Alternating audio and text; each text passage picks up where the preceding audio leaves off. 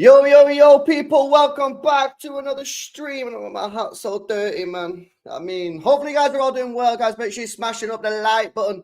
Make sure you guys are subscribed to the channel as well if you guys are new.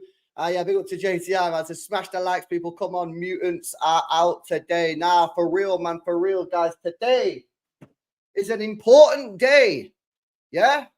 Because today you're getting a taste of what success would be like. That's true, people. That is very, very true. Because you see a lot of the mutants online now. Yeah, they're not happy that Leicester City have got away with it, mate. They're not happy at all. Leicester City have beaten the Premier League in their FFP profit and sustainability case. And we're going to discuss that, what that means for Manchester City. A lot of people very quick to dismiss it. Oh, it's got nothing to do with us, LB. It's got no impact to do with us. I disagree for one more basic reason. And then Stefan has already tweeted and said why this might impact the Manchester City case in a more specific way. But guys, make sure you are smashing up the likes. Make sure you guys are subscribing to the channel as well if you're new. And of course, after this, if you've not already done so, go and watch the video I uploaded this morning where Gary Neville was speaking about profit and sustainability rules, and he thinks that there's a need to basically get rid of it or change it substantially so teams can actually spend. We are going to be joined by Martin in a few minutes as well. But yeah, for the people that don't know, essentially, it's a very interesting case, this Leicester one, because they basically breached profit and sustainability rules. But when they were charged, yeah, they weren't in the Premier League no more. They got relegated. So basically, the situation was a bit weird, right? Because can the Premier League charge a club with a rule breach when the club is not technically a member of the league? Because they're not a member of the league because they got relegated. And this has been the big sort of battle that's been going on between the Premier League and Leicester City. And look how salty, look how salty, guys, the Premier League are, man. They're so salty, bro. They're crying. The Premier League is surprised and disappointed by the Independent Appeals Board decision to uphold an appeal lodged by Leicester City regarding the league's jurisdiction over the club's alleged breach of its profit and sustainability rules when the club was a member of the Premier League. Well, there was a member of the Premier League, but then they got relegated. And because your rules, yeah, are not clear, that even if you get relegated, just by being a member of the league during that season, we can charge you. Your rules are not clear. And that's an important thing. We're going to speak about that further in a second. It says in March this year, the Premier League referred Leicester City to an independent commission for alleged breach of profit and sustainability relating to the assessment period ending financial year 2022-2023. Once submitted, the club's financial results demonstrated that it exceeded the permitted £105 million threshold for the relevant period. So they breached the rules. Yeah, they exceeded the amount that you're allowed to lose in a period. So they basically breached the rules. Yeah, that's what happened. I don't really think there's any debate about that. Leicester City subsequently challenged the commission's authority. So this is important. This is real important for me because Leicester City are not challenging here, yeah, necessarily how much they breach the rules by or if they breach the rules. They're challenging the fundamental basis of the decision itself. We're saying you're not allowed to charge us. Yeah, they're not saying we didn't breach. They're not out here saying, oh no, we didn't breach the 105. That's well, they might have obviously had them arguments. They probably did have them arguments in the initial debate. But now what they're challenging is they're saying to the Premier League, you do not have the right. You do not have the right, yeah, to charge us on this because your rules that you made, that you put in the rule book that we all agreed to, your rules don't allow you to do that. So that's really, really important for me. And again, we'll go into that when we speak about City in a few moments. It goes on to say the appeal has been upheld by an independent Commission and Martin Ziegler. Obviously, by the way, if you're not following Martin Ziegler, by the way, there's two people that I would definitely be following on Twitter if you're not already doing so. Martin Ziegler and Stefan Borsson. Obviously, Stefan did come on the show a couple of weeks ago. Definitely follow those two guys. Leicester have now escaped any threat of points deductions this season, despite apparently breaching the limit in the past. So this is the thing. First of all, I want to say congratulations. Congratulations to Leicester. Now, here's the thing, yeah? A lot of Leicester fans don't like us for some reason. I don't know, actually. I don't actually know why. I was just in a Leicester stream and I was like, congrats, boys. And the guy was like, yeah, well, you're defo guilty. And I was just like, whoa. Friendly fire. Yeah, what's all this about? You know what I'm saying? What's going on? But they don't like us. But anyway, it's irrelevant. I'll say my congratulations to them because I will congratulate anybody that challenges the fundamental rules or challenges the Premier League because I hate these rules. I think they're disgusting. And listen, I'll just quickly say this before we speak about City and how this impacts Manchester City, which I think it does, and so does Stefan Borsson. Yeah, I'm not against some sort of financial rules. Do I think you should be able to spend £1.5 billion in 2 years? No, I don't actually. Now, I don't know how you'd stop that. Because even myself, like, I don't know how I'd come up with some sort of, I don't know how I'd do that. I'm not fundamentally against some sort of financial restraint.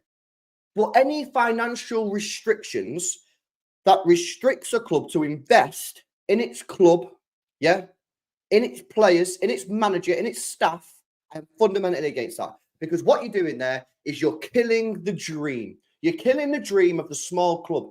Yeah? It's not too bad if you're a size like City, Newcastle, you know, Leeds, all these clubs that are like, they're big enough where, you know, they've got a decent fan base where you can invest and you can grow, right? If you support like a small club in League One with like, I don't know, a couple thousand fans, you're never going to get that club up to the revenue generating numbers where you'll be able to properly invest and compete. So I'm fundamentally against that. Yeah. So anyway, I just wanted to put that out there. Right. So here's the thing. Yeah. By the way, guys, make sure you are smashing the likes. Make sure you are smashing up the likes. Yeah. Big up Georgie as well. Georgie's always in the chat. He's a Leicester fan. He doesn't hate us. You know what I mean? But I don't know why that Leicester fan didn't like us. Anyway, here's the thing. Yeah. Here's why I think this does impact us. And this is my opinion. And then I'm going to give you Stefan's opinion. Mine's a more broad opinion. Mine's a more broad opinion, and then we'll get Stefan's up and we'll have a look at the specifics. Here's why I think this is positive. And there's a poll in the live chat, guys. I really want you guys to vote on that live poll. The reason why I think this is important and the reason why I think this benefits Manchester City is because if Leicester City have challenged the Premier League on a fundamental thing, i.e. you don't have the right to charge us, and have succeeded. And basically what they're saying is the rules are not clear enough. They're either not clear enough or the rules are just bad themselves, which is confirmed actually. It's actually confirmed that the rules, have not been written very well. That's what it says. If they can do that with their case, that gives me optimism that my club can do it and my club's lawyers and that can find some sort of similar situation. So that's why I take a positive. Listen, I'm gonna take positive from anything I can, guys. Why? Because I'm not scared. I'm not scared to admit it, man. This 115 shit's scary. Do you know what I mean? I see a lot of people out here going, "Oh no, we'll be fine. We'll be chill." Maybe we will. You know what I mean? I have no idea. So I'm taking any sort of positives we can get. And if Leicester City have challenged the Premier League on their own rules and said you've charged us on something that you do not have the right to charge us on, well, how do we know that City haven't got that in theirs? How do we know that when this case starts, which we believe it starts this month, yeah? We believe that the 115 case starts this month. How do we know that City won't go there and say, yeah, well, you know how Leicester said you don't have the right to charge them on that. You don't have the right to charge us on this, on that, and that. How do we know? Maybe City could do it on something. No, maybe they couldn't. Maybe they couldn't. Who knows? I'm going to take positives from it, man. You think I'm going to sit here, when Leicester City have just beaten the Premier League in a case, yeah? You think I'm going to sit here and be like, nah, it's got nothing to do with us, lads. You know what I mean? No, I'm going to take positive from the situation. I'll be honest with you. I don't know if that will happen. I have no idea. but I'm going to be positive about it, because what's the alternative? Just sitting here going, nah, we're F lads, we're getting relegated, there's nothing that we can do. No, I'm going to try and be positive about this situation. So that's why I'm positive about this. Yeah, my sort of positivity here is coming from the generic. It's coming from the generic stance of the Premier League have been beaten now. The Premier League have been shown that they can be beaten. They've been shown that just because they charge you, just because they say you've done something, just because they tell the world that you're guilty and they've said this and they've said that, don't necessarily mean that you're going to get the outcome that they want. It means that you might actually still be able to, you know, get the outcome that you want as a football club. And that has been proven with Leicester City, because they've done it today. Premier League murked. So that's my view on it. Now, if you want a more sort of in-depth information, this is where it gets a little bit interesting, guys, because I had so many people messaging me as soon as this news come out and said, LB, this has got nothing to do with us. Well, actually, Stefan has now tweeted something. And again, listen, he's had what, an hour to look at this? So chill. He says, interestingly, I do think there's a potentially relevant aspect to the City case in the interpretation of construction of the Premier League rules, at least in respect of Roberto Mancini. So again, just for clarity, City have basically been charged by the Premier League for not providing full and accurate details regarding Mancini's employment, salary and compensation. It says here, the decision in the Leicester appeal critically says, in the judgment of the appeal board, a club should be able to determine its conduct and liabilities from the words of the rules, and unless they are truly ambiguous or nonsensical, should not have to consider the unwritten intentions of the Premier League and other clubs. Again, you've got to act and conduct yourself as a football club based on what the words say. Yeah? That's what it's saying. In respect of the Mancini payments and alleged breaches, the Premier League charges are each of the seasons 2009-10 to 2012-13 inclusive. The Premier League rules applicable in those seasons require a member club to include full details of manager remuneration in its relevant contracts with the Premier League, namely for seasons 2009, 2011, 2012 and 13. Although the manager remuneration rule, I guess that's what it means, was slightly tweaked over the period, the key part of the rule required the terms of the manager's employment to have been evidenced in a written contract of employment between the club and manager. And here's where it gets interesting, guys, because it says it is, as Leicester argued in their case, an unambiguous rule. So the Leicester appeal says in such case, no additional reading of the rule is required. No additional sub-rules or explanation of the rules are inferred. That means that the Mancini charge is already in question because City are charged with failing to include full details of manager remuneration in its relevant contracts with the manager. Note the word full details and contracts plural. But again, read this. I can't lie, yeah. Being a lawyer must be like the best job in the world, right? I don't know why Nobbins quit his career to become a YouTuber, man. But there was no such requirement in any season. There was no such requirement in any season between 2009 to 2013 to provide the full details of all contracts the manager held. There was also no prohibition on managers having consultancies, be coaching, or even say horse-related endorsements. The appeal has followed the well-known general principles of contractual construction, but done so in a clear way and commented the rules are in relevant part far from well drafted. I can imagine City will argue the same on the Mancini issue. So, all these people who are quick to say, oh, it's got nothing to do with us, well, maybe it's not. Maybe actually City can take something from this and look at that and say, well, on this rule, you're saying this, but the rules ain't clear, bro. You know what I mean? The rules are not clear. And at the end of the day, if City can maybe show that they've provided what they felt reasonably they had to provide at the time, what can the Premier League do? You can't retrospectively go back and change rules. You know what I mean? Because you can't do that in anything. You can't do that. The government just can't go back and say, right, lads, anyone that's drunk a beer in the last 5 years is going to prison. Whoa, whoa, whoa, whoa, whoa, whoa. What are you saying, mate? If I knew that 5 years ago, I probably wouldn't have drunk a beer. You can't just go back, start changing rules. So I just think this is mad interesting. And like this Leicester story, the fact that they've managed to beat the Premier League in this FFP case. And they have, by the way, just for clarity again, I don't know if you guys have, I don't know how much you guys know. So I'm just going to, say shit. That's it for Leicester. They're done. They're done. Like, that's it. They've got no points deduction. They are getting no points deduction.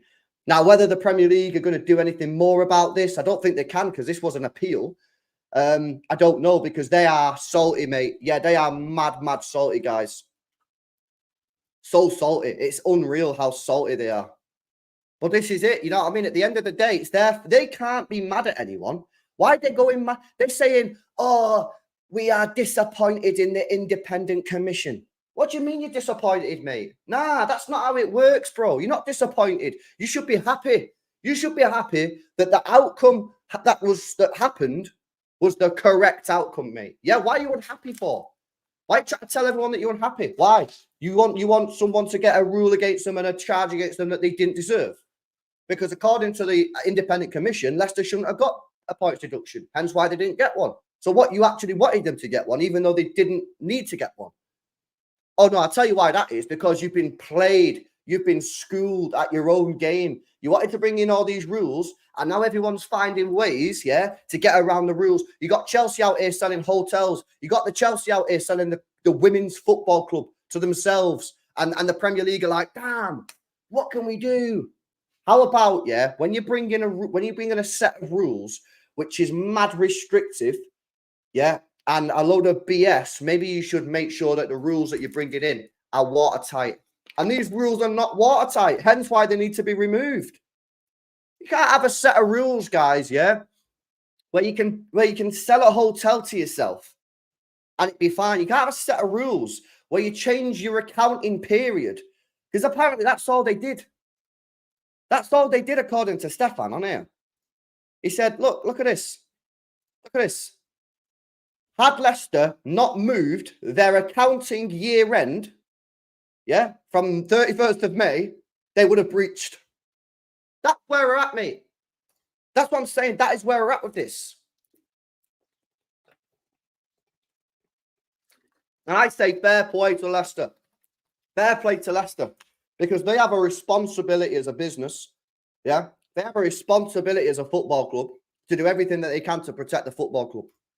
Now, getting yourself in the position where you're breaching, is not ideal in the first place. But when you're in that situation, too right, they should be able to try and fight it. Too right, mate. It's their football club. It's not Leicester City's fault that the rules are so crap that they can just move their accounting period and they get away with it. How's that Leicester's fault, mate? Why did the Premier League not think of this? Why did the Premier League not think of this? Is it Leicester's fault that they got relegated and therefore they weren't a member of the Premier League anymore, and thus the charges don't apply because they weren't a member of the Premier League? Is it their fault? No, it's the Premier League's fault for bringing in a set of rules that are not watertight. That's what you're meant to do, mate. That's what happens in the law.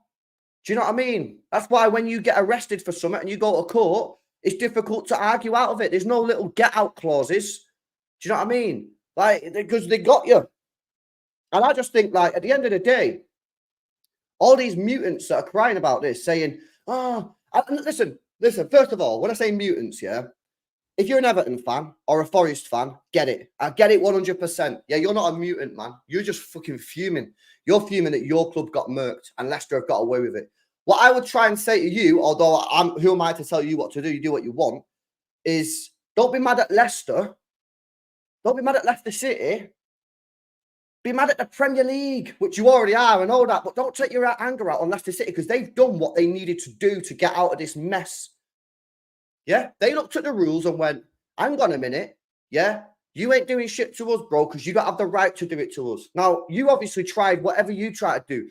Forest tried to get out of it. Everton tried to get out of it. Unfortunately for you guys, you was unsuccessful. But don't take that out on Leicester City. Leicester City, this is a huge W, because at the end of the day, one thing that we can all agree on, whether you're a City fan, Leicester fan, Everton fan, Forest fan, right? Because we're the most affected at the moment. I know Newcastle are impacted, but they're just sort of like, they're too scared at the moment to breach. You know what I mean? They don't want to get involved. Their owners have only just took over. They're like, nah, it's too soon for us, too soon.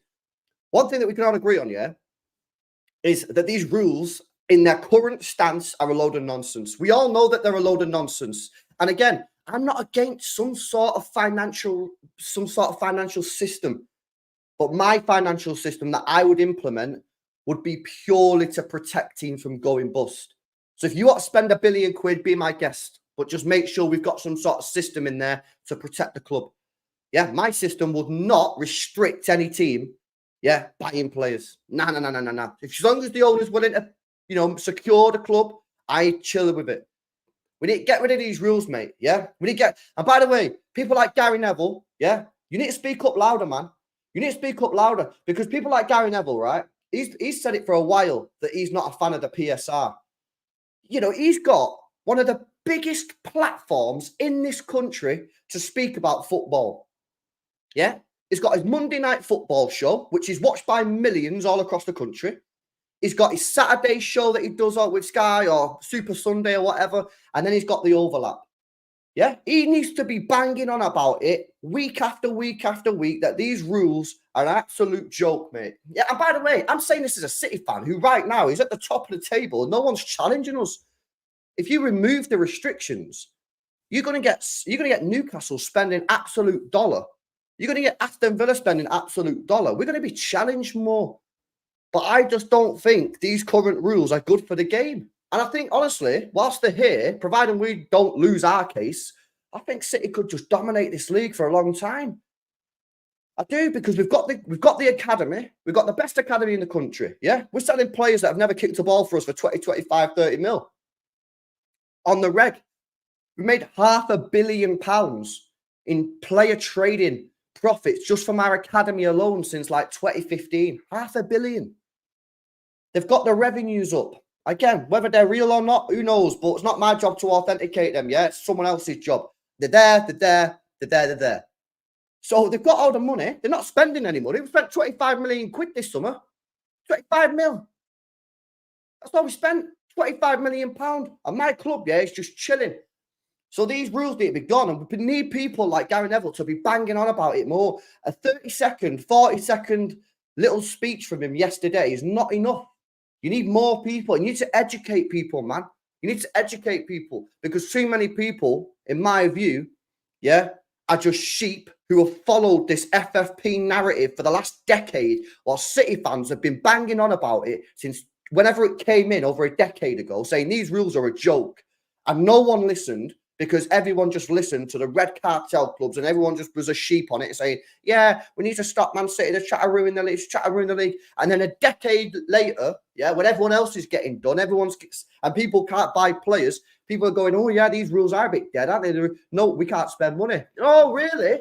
Oh, well, if only someone was telling you that a decade ago, lads. Anyway, that winds me up, man. And it does wind me up. But I say it all the time. But it is what it is. It's better that people are waking up now. But this is the thing, mate, yeah? We got to move forward from this. We got to move forward. This FFP, PSR, stagnation of the league, stagnation of the clubs is absolutely ridiculous. It's a joke. It's a laughing stock. We're the laughing stock of Europe, mate. It's a joke. All these clubs getting points deductions. Leicester City beating the Premier League. City got 115. This ain't good for the league, mate. Yeah? Get rid of it. Start again. And you know what you need to do? You need to have honest conversation. Honest conversation. What are these financial restrictions here for? Yeah? What are they here for? Are they to protect clubs from going bust? Or do you want to keep the top clubs at the top? Just be honest about it, man. Because this is one of the problems we've had. We've been gaslit for 10 years. For over a decade, people have been trying to gaslight us, yeah? Saying, oh, this is to protect clubs from going bust. They've been saying it for over a decade. And now the truth is out. Now the truth is out that it's not about protecting you from going bust. It's about keeping the top teams at the top, because teams can't spend money. How on earth is PSR doing anything good for Newcastle United? How is it? How is it? You think they're going to go bust, mate? They're owned by the Saudis.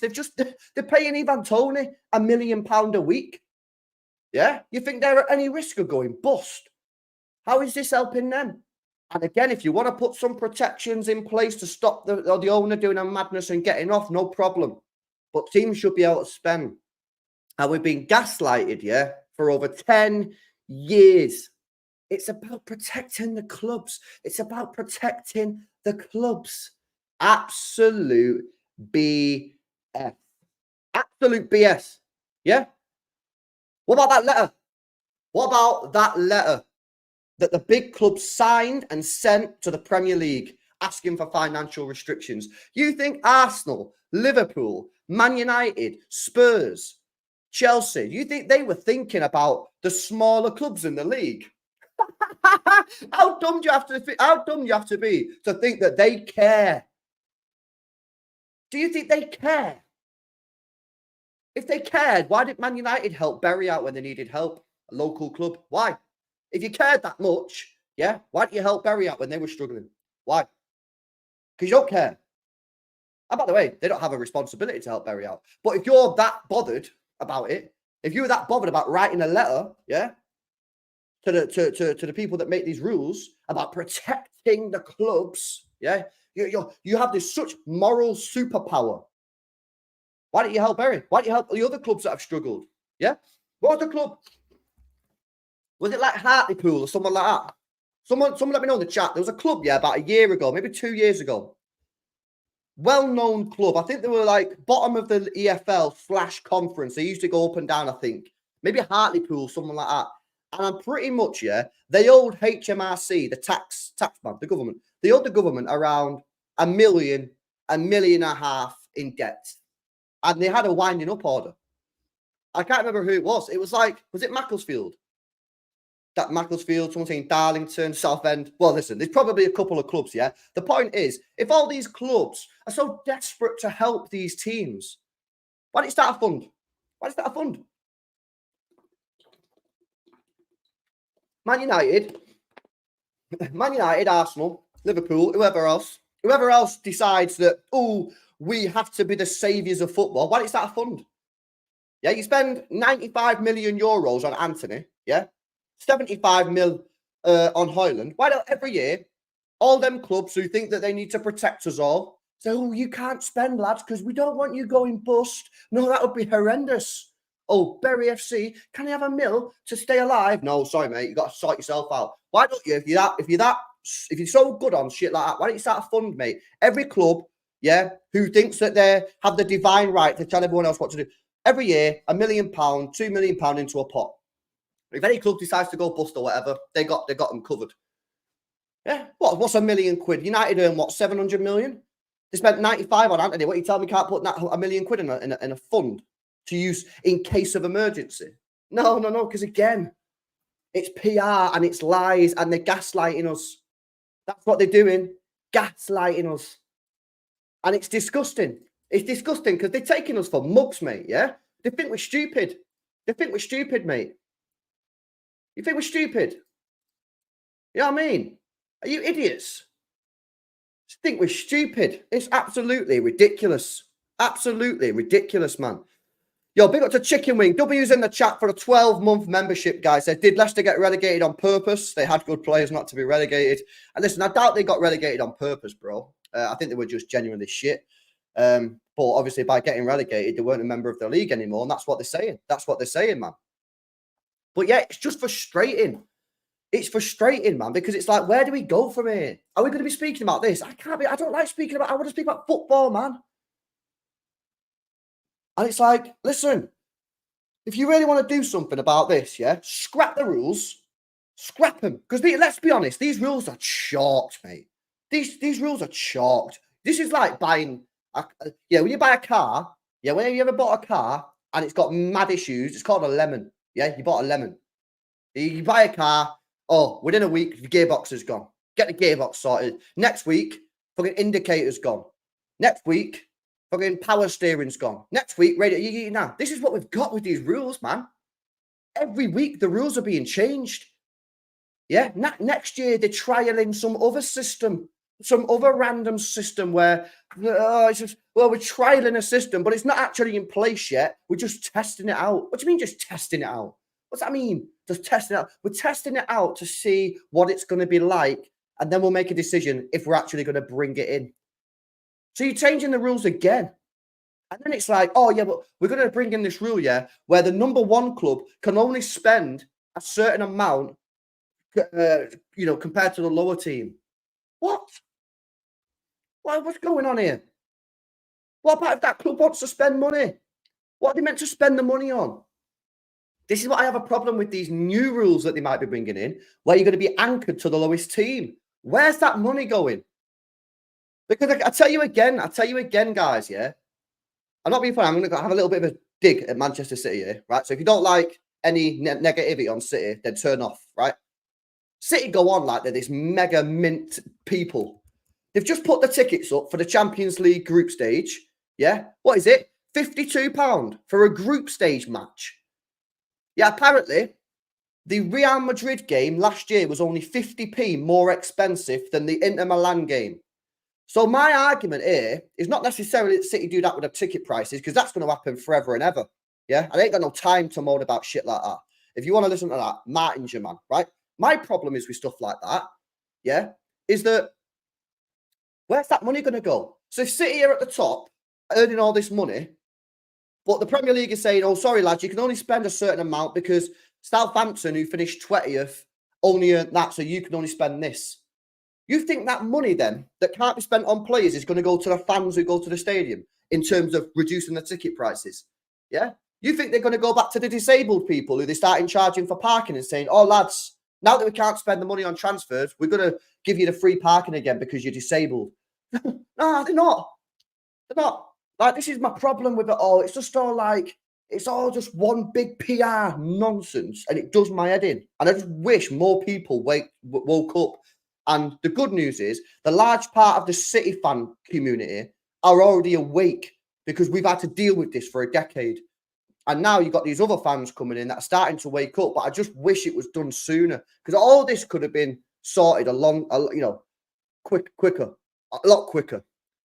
So yeah, just frustrating, man. Just frustrating. I don't know if Martin's here. Martin, are you here? Are you? Yeah, but what are you slagging me off about it? No. I mean, I'm just having a bit of a rage, a bit of a rant, mate. To be honest with you, because obviously. What are you ranting on now? Well, where are you up to? You've been on the show. Do you even know what's going on? Because you've been on the show, haven't you? Yeah, I was on a Premier League review. I knew about Leicester. They came through while we were on the show. Yeah. So we're just speaking about the Leicester thing and how this could impact the 115 case.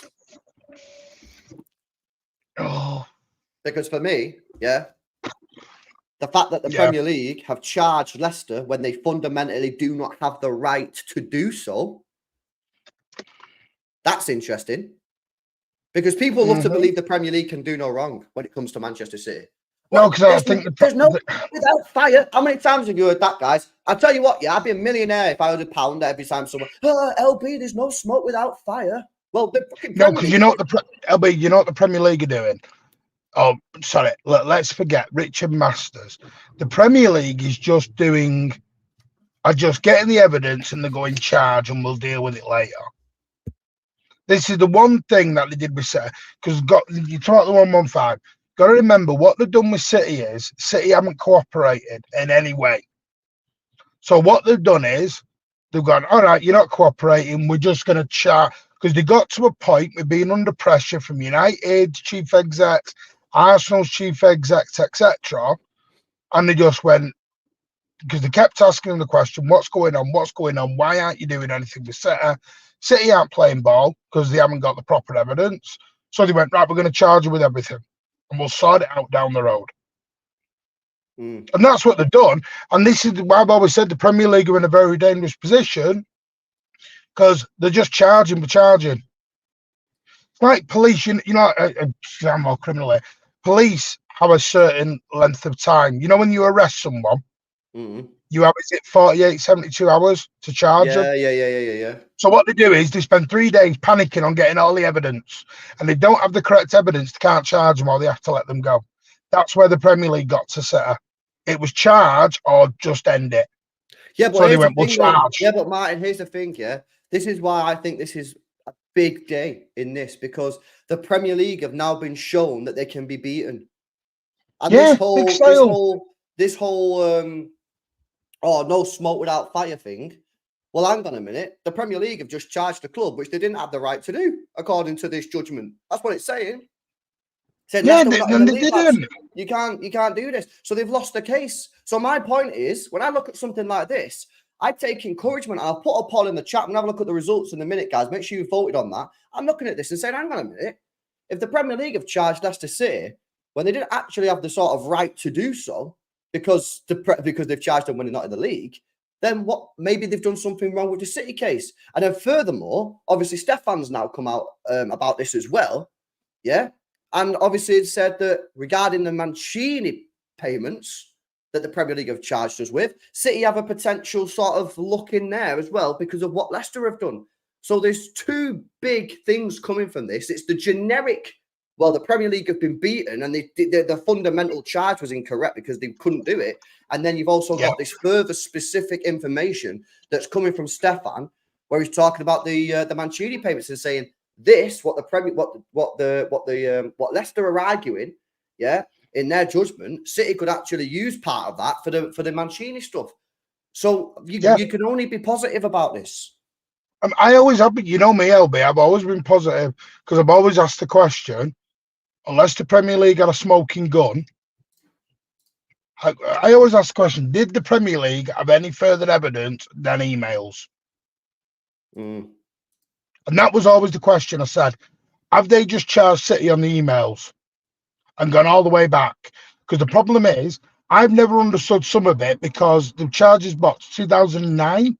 From right, yeah, 2009, there was no FFP, by the way, back in there, so I don't know how they get around them first 2 years, 2 or 3 years, because there was no FFP, there was no rules.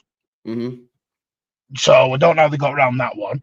You're then looking at emails, and as we've discussed 1,000 times on here, and the same problem Cass found. Well, and if you read Cass, because this is the other false narrative that's come out, is that the emails were time barred, so you couldn't prove it. No. Read the Cass case. It even says, Cass talks about the emails and says, yes, the emails are there, but there was no evidence to show any of those actions had ever been executed. Yeah. So this is always been my problem. What have the Premier League got, unless they've got a whistleblower, and by the way, there has to be a very credible whistleblower. So you can't just go and get a former employee who's got a gripe. Yeah. Now, but even then, you can't use that. Exactly. Even Stefan's talked about you got to be careful with whistleblowers, even because they might have a gripe or a tribunal situation going through. I don't think the Premier League by the end of this season are going to look very stupid. Well, stupid today. Yeah, no, just quickly, Martin. Yeah, because you're absolutely spot on, right? Because let's just take, obviously, the more positive outlook. This is just the most positive. I've got my blue tinted spectacles on here, right? So Leicester City have won the case today. Premier League look like idiots. Let's be honest. Basically, what they're saying is, my understanding of this judgment is correct. If what I've read from Martin Ziegler and Stefan is basically they're saying the Premier League can't charge Leicester with the breach of a PSR because the rules don't allow them to charge Leicester with breach of the PSR because Leicester had been relegated at the time. That is mad embarrassing. That is mad embarrassing. Number two, the APT case, which we're meant to have found something out about this by now, according to Martin Ziegler, who wrote this in the paper. We was meant to find out that 2 weeks ago. City are apparently have some success in that. That's what the words are from him. So this is where Manchester City are suing the Premier League, in arbitration. Remember, regarding the associated party transactions, according to Martin Ziegler, there's some belief that City have had some success in that. So if the Leicester City have won today, City have some success against the Premier League, whether it's the whole thing or whether it's just part of it, regardless, if City have won something there, that's quite substantial. And then if City get found not guilty on the charges of 115, the Premier League is shot, mate. Their whole credibility is dead. Nada. They need to tear themselves apart. Everybody in the board needs to be fired, and they need to get a whole new people in. And you know what else would they need to go all these financial rules, in my opinion, at that point need to be scrapped. Because if Leicester have won a case, the APT case has been won by Manchester City, and Manchester City win the 115, the biggest ever sporting sanctions in English history, yeah, in the space of 6 months. Do you not understand how mad that is? They're cooked. They're done. Everyone. No, I think it goes bigger, LB. It goes bigger. No, it goes bigger. Because this is, do you know this rule of 14 clubs rule? And you've got to have a majority rule. I think that's all going to end up getting redone. Because this is the thing, I've always said this. Richard Masters is a figurehead. He's a guy at the top. He's a guy like the chairman. But it's the 20 members that make that decide all these silly choices and rules and everything else. So it's like Radcliffe's interview a month ago when he talked about a red cartel within the Premier League when he walked in, and nothing got said about it. It just got swept under the carpet. This is, Stefan said this a long time ago. This was going to change football. It's going to change it all, because the Premier League, as of now, after Leicester City, I've looked stupid. Stefan apparently said they can't even appeal this. So they can't appeal. So, that's why the Premier League statements bear salty. I don't know if you've had time to read it, mate, but they are crying their eyes out. I can believe it. They're like, oh, we are so shocked and disappointed at this. And it's like, why are you disappointed? For me, right? I don't get this, right? If you're the Premier League and you've charged a club with something, and then because you know how much they talk about independent people. It's not us that we're doing it, it's the independent people. So you charge someone, yeah? And then an independent person says, no, you shouldn't have done that. Surely, as a Premier League, shouldn't you be apologising? Should the Premier League not be apologising? No, they're not going to. No, they're not going to do that. They're not going to do that. No. Then they're backing down. No, of course they're not going to apologise, yeah. But that's in theory, that's what they should be doing, because they've charged something, yeah, with what they should be doing. Instead, they're going. Look at UEFA. Look at UEFA. Sefran said, was it a year later, come out with that thing? We think City is still guilty anyway. Of course, they're not going to back down, because they back down, they look very stupid. You're admitting that you were desperate. And like I said earlier on, City were not complying at the beginning, because City have always said, the Premier League kept saying to City, give us your evidence, give us your evidence. And City going, what evidence? It's like we said, we go back a year and a half, 2 years ago when we first started talking about this. And we said, it's like a policeman knocking on your door and going, we're coming in your house, we're charging you with all this. And we all said, have you got a warrant to come in? Yeah. You know it's all it's all the rival fans. What you know what's mad, yeah. You know all the rival fans at that point when I'd just let him in my house. Fuck no, wouldn't, mate. Yeah, I know. No, you would not. You're telling me, right? If a police officer had turned up at your house and went, "Hiya, mate, need to come in and search your house," and you was like, "Do you have a warrant?" Yeah, they'd be like, "No." You're just gonna let him in? Oh well, if you've got nothing to hide, it's not about not got nothing to hide. It's about right and wrong. It's about living in a world where someone just can't knock on your house and say, I'm coming in doing what I want. You've got to go through the proper due process. We don't live in Nazi Germany to where you do as we say and end up. Yeah, this is the point I'm making. Because when I said that, when I made that example and said, if a police officer knocked on my door, wanted to go through my tax records, I'd say, have you got a warrant? If you've got a warrant, I'd say, no problem, come in. If they don't have a warrant, I'm going to say, you're not coming in then. And then they all just went, oh, well, if you've got nothing to hide, why would you not let them in? And I said, the reason I wouldn't let them in is because we don't live in a fucking Nazi country or a country with some mad dictator. I live in a country where you're going to do something, you got to go through the process. Do you know why? Because you go back to, you just said rivals. And with all due respect, the people, I know what you mean, and I'm not going to mention them, but at the end of the day, this is their whole thing they're living on. There are rival fans that are clinging to 115. And they're clinging to 115 because this is their only hope to beat Manchester City. Can't beat you on the pitch, can't beat you off the pitch in terms of money making and everything else. So this is their out. Once they lose, if City win, which I think we will, and just me confident wise, we win 115. What excuses a Liverpool or an Arsenal fan got then? Because then they've got to turn around and go, our manager wasn't very good. our team wasn't up to it. They don't want to admit that. So 115 is the linchpin. I've seen Arsenal fans say we'll still win the league when City get points deducted. Yeah. So this is the clinging. They're just clinging, and this is why I've said it to Alan 1,000 times. Don't listen to rivals because they're not going to give you an impartial or objective viewpoint. No, of course. Listen, guys, make sure you're smashing up the likes. Yeah, 800 people locked in. Let's get those likes up. Make sure you guys are subscribing to the channel as well. I've got the letter. Yeah, that was written by the cartel clubs to the Premier League. I'm going to put it on screen in just a second, and we'll have a look at that again because that's always a good fun to look at.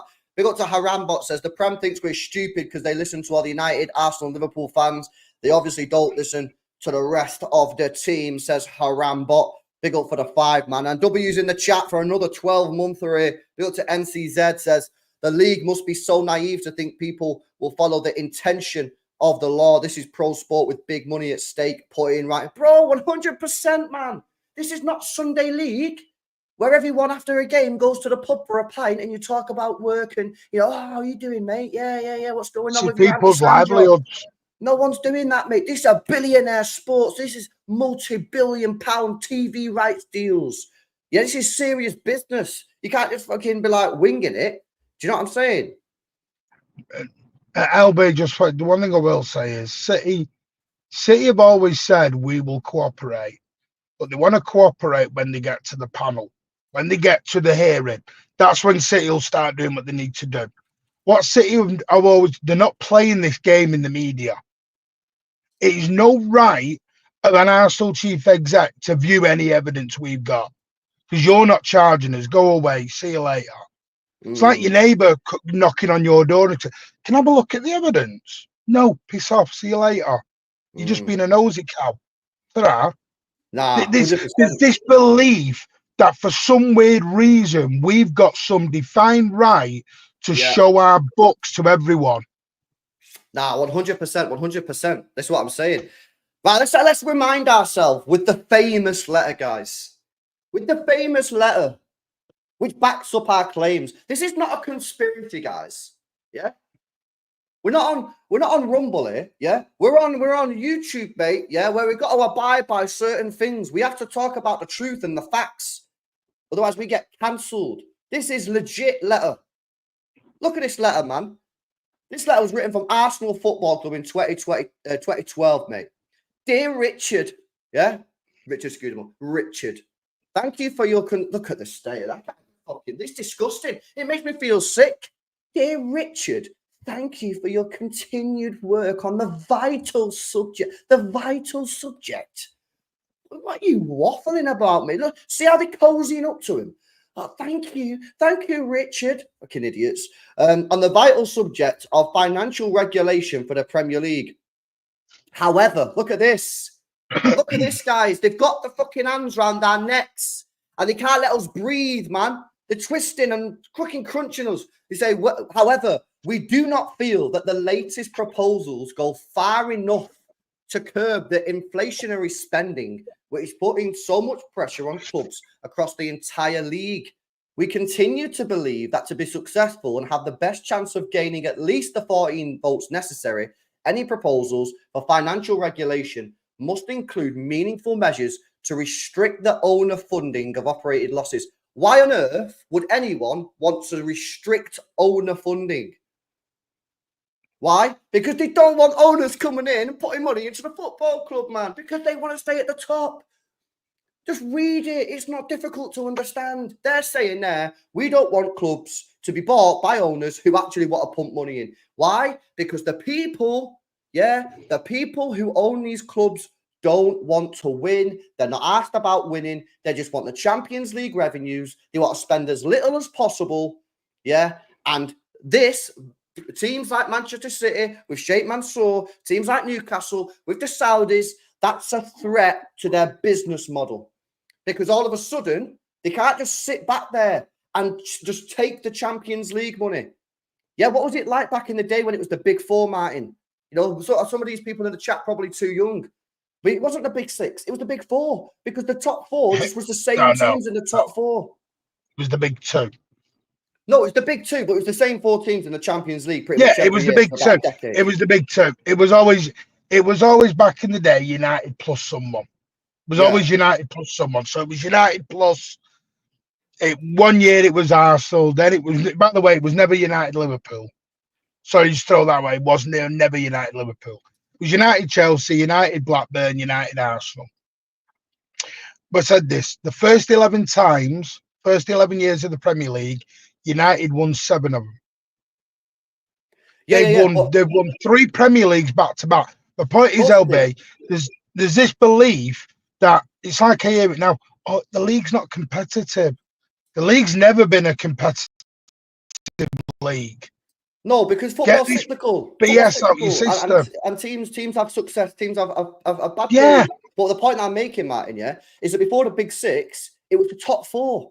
And the top 4 was chilling so long as they was all getting Champions League. And there was one team under Fergie who actually took it seriously. Then Chelsea come in there with the Jose money and they took it seriously. But Liverpool weren't serious. They never were spending the big money. And now we're Arsenal under Wenger after they'd stopped sort of winning stuff. No, Newcastle were actually spending money back then.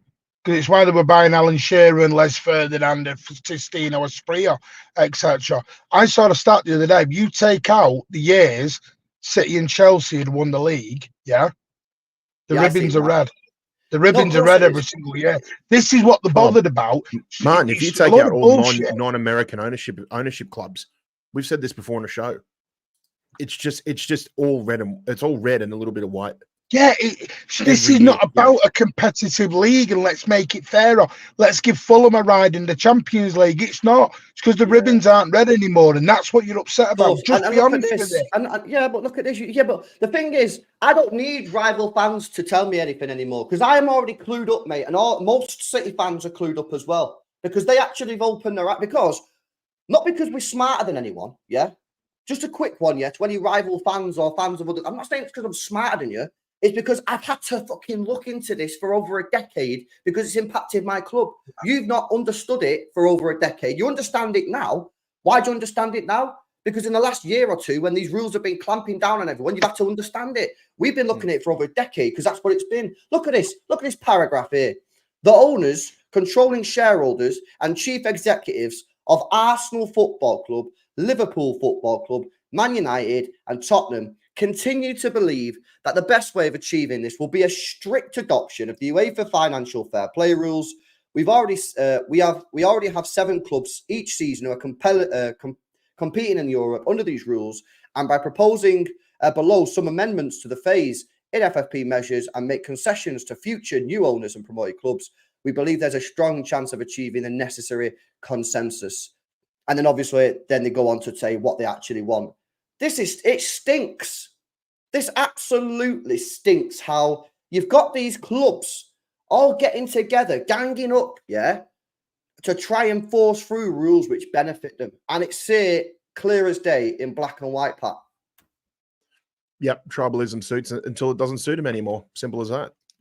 Yeah, well, this is the thing, bro. The problem is now, the problem is, at the time, when they tried to get these rules through, when they was all chilling, the problem is now, when it comes to sort of like Man United in particular, United have completely lost grip of this league.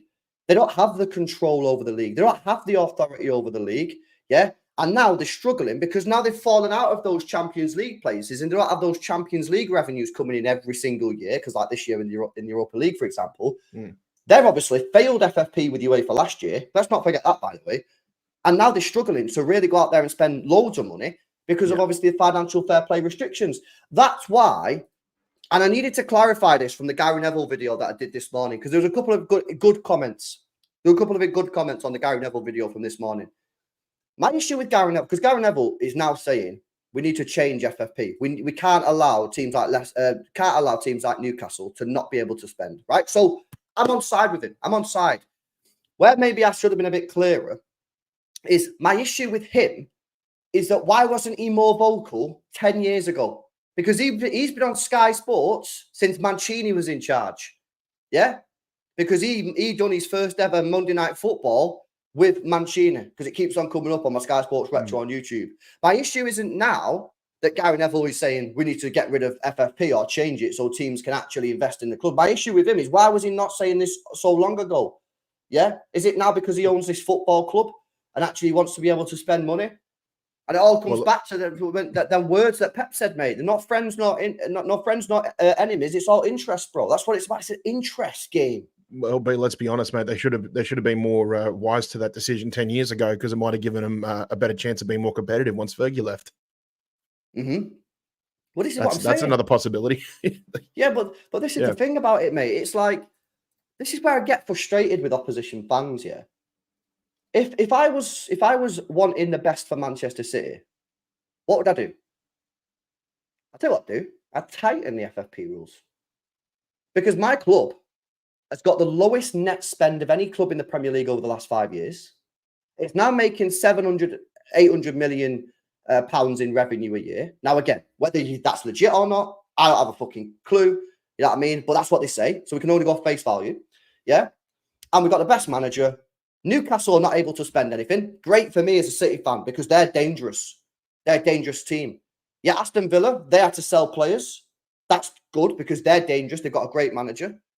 Yeah, Liverpool are not serious and Arsenal are not serious because they've got owners that don't want to put money into the thing. So if I was a City fan, yeah, if I was City and I wanted what's best for City, I wouldn't want these rules scrapped. I'd want these rules tightening up, because that benefits me, because I'm the one at the top. We are Man United from 12 years ago. We're the club, really, that should be saying, yeah, let's get FFP, lads, because it'll help us out. But I don't want that, bro. I don't want City to just be at the top. I don't like seeing Newcastle not being able to spend money. Like, you could say, oh, get off your high horse, LB. Maybe it's because I've come from a club where that happened to us and we got told we couldn't do this. I just don't want that to happen. I want Newcastle to be able to spend. I want Aston Villa to be able to spend. I want anyone to be able to spend. Yeah. But, you know, this is the thing. I'm just saying, like, for me, these rules are just a joke. And, you know, if they don't want to get rid of them, fine. But it's going to benefit my football club, and my football club will keep winning trophies. Martin, you're muted. Yep. Yeah. There's a different model with ownerships. That's what's clear. There's different model of ownerships.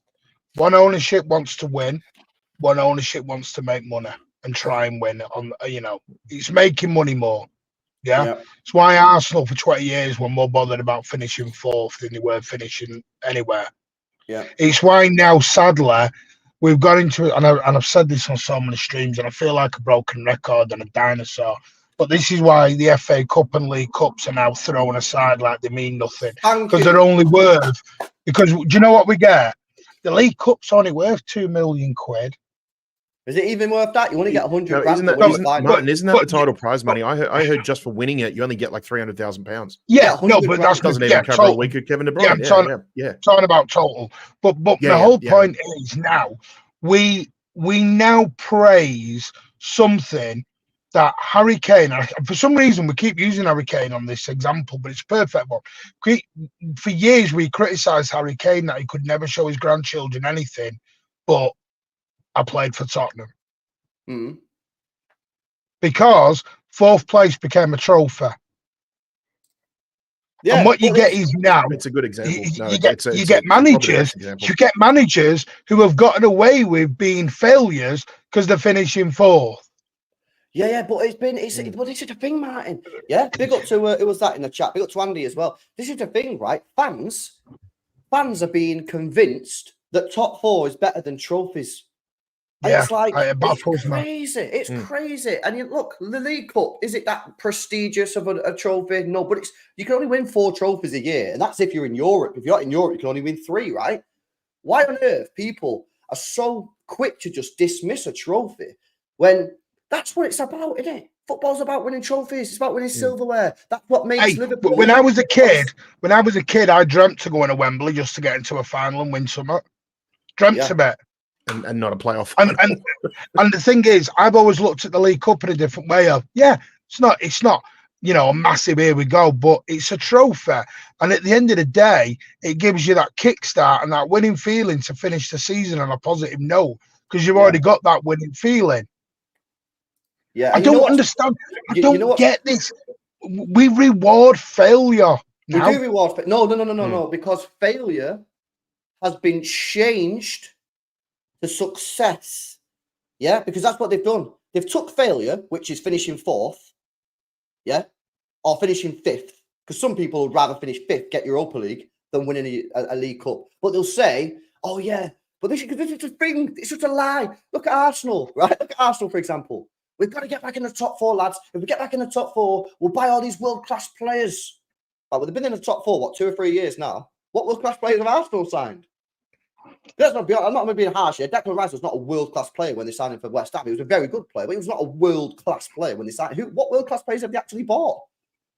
Well, they've been in the Champions League for 2 years. None.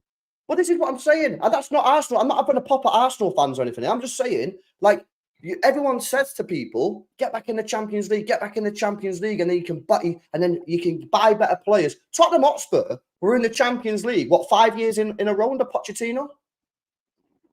What did they win? I'll tell you what they won. Jack shit. Yeah? So, again, but there'll be some Spurs fans. If I said to some Spurs fans, right, would you have taken 2 years out of the Champions League, but in those 2 years you win an FA Cup and a Carabao Cup? I guarantee you some of them would say no. Because that's what we've been conditioned to It would cause a divided fan base, yeah. Because there would be. Of course it would. Because I think it'd be a generational thing as well too. Yeah, no, but definitely. None of the fans see the money. We don't see the money. Oh, thank you get in the Champions League. None of us get the money in our back pocket. You get excited over money that's never going to end up in your wallet. So that's why I always chat about the money, and I'm like, I'm not asked. It's an opposite. They charge you more then. The club go, you in the Champions League, man, what your ticket price? Yeah, it's actually going to cost you money. Yeah. Yeah, exactly. It's going to cost you money. What the hell? How can I take my young son to an FA Cup final, enjoy it, and enjoy the whole day out and lift a trophy and everything else, and he would rather enjoy that, and I said to finish 4th. He'd be like, oh, great. No, but never mind that, mate. What about if that kid grows up and he's telling his grandchildren, he's like, "Oh, I remember when I used to go back and watch Tottenham. They were consistently getting 4th place. Oh, it was Just quickly on this one. It was amazing. Matthew, you're taking this to extreme, mate. Yeah, because you're just giving Ipswich as an example. If Ipswich finished 4th, that'd be a very good result for them. Yeah. But if you ask Ipswich, would they rather finish? If an Ipswich fan said to me, "I'd rather finish 4th than winning an FA Cup," I'd just be like, "What? What?" Look at Wigan. Look at Wigan, for example. Pretty much most of their fan base said, okay, we're disappointed we went down, but we went down with a trophy. Exactly. That's what most of them will tell you. Yeah. This is what I'm saying. But, like, again, we're being conditioned. And by the way, Matthew, the thing is, that's not a good example, that, bro, because you're taking it to the extremes. Because Ipswich Town are never going to get 4th, right? A more realistic argument there would be, because they're not going to get 4th, could they get Conference League? Would they rather get Conference League or win the League Cup? There'd be people who said they'd rather get Conference League than winning a League Cup. That's a bit more of a stretch, LB, because remember previous seasons we've had Burnley make the UEFA Europa League, and we've had Sheffield United knock on the door on previous seasons. But they're never going to get Champions League, are they? Well, this is what I'm saying. We've been conditioned. Lack of a better word, it's like one-hit wonder sort of seasons, basically, because you see most of those teams when they try to back it up, playing Premier League and trying to qualify for these tournaments. It's just like you just see they just have horrible starts to the season. No, this is so the consistency you can't. Matthew, this is not true. You're telling me you can find a Wigan fan that said that they'd rather just be staying, because they were, bro, they weren't going anywhere. Yeah, they weren't going up to the top half of the league. You can tell me you can find a Wigan fan that would trade that FA Cup win to just be in the Premier League every year. If you can find a Wigan fan that says that, I just think they're an absolute idiot. Because but Albert, this is what we're doing in the Premier League. You said something 10 minutes ago. You said something 10 minutes ago, which was a very good point. You said, look at the top 4, who it was, same teams. The dream, this thing, I come back to this competitive stuff. 20 years ago, Ipswich were not getting 4th. Fulham were not getting Fulham were not even in the Premier League 20 years ago. Fulham came up, did a Brentford, and have established themselves. Yeah, but there's this belief that the dream of West Ham getting a top 4. It might happen like Leicester in a season where Leicester City win a league. Which once in a generation thing. Yeah. But again, look at the context of that season. Leicester were brilliant, but all the top teams fell. They were all off it. And that is why they've even changed the Champions League so many times. Because what did we all keep saying? It's the same fixtures, it's the same teams, it's the same everything. Because it was the same teams always qualifying. That's hard and ask, isn't it? And not taking any credit away what from we're Leicester doing too, but they here- won the league with only 81 points. I think that was like the second lowest ever points total to win a league title. And not taking anything away from what they did, because what they did was unbelievable, like David and Goliath. But you have to understand that part of the reason why they were so successful was because you had a series of multiple clubs have a huge drop-off. And they took advantage of it, and fair play to them. Yeah, but again, like for me, again, so you're telling me a Leicester fan, right, would say they trade that Premier League trophy, yeah, to just be in the Premier League every year since that. And no one would do that. Yeah, because they won a trophy. Wigan fans probably never expected to ever win a trophy. Leicester won 3 trophies, mate. So they probably wouldn't care if they became a yo-yo club if it meant that they could keep those 3 trophies.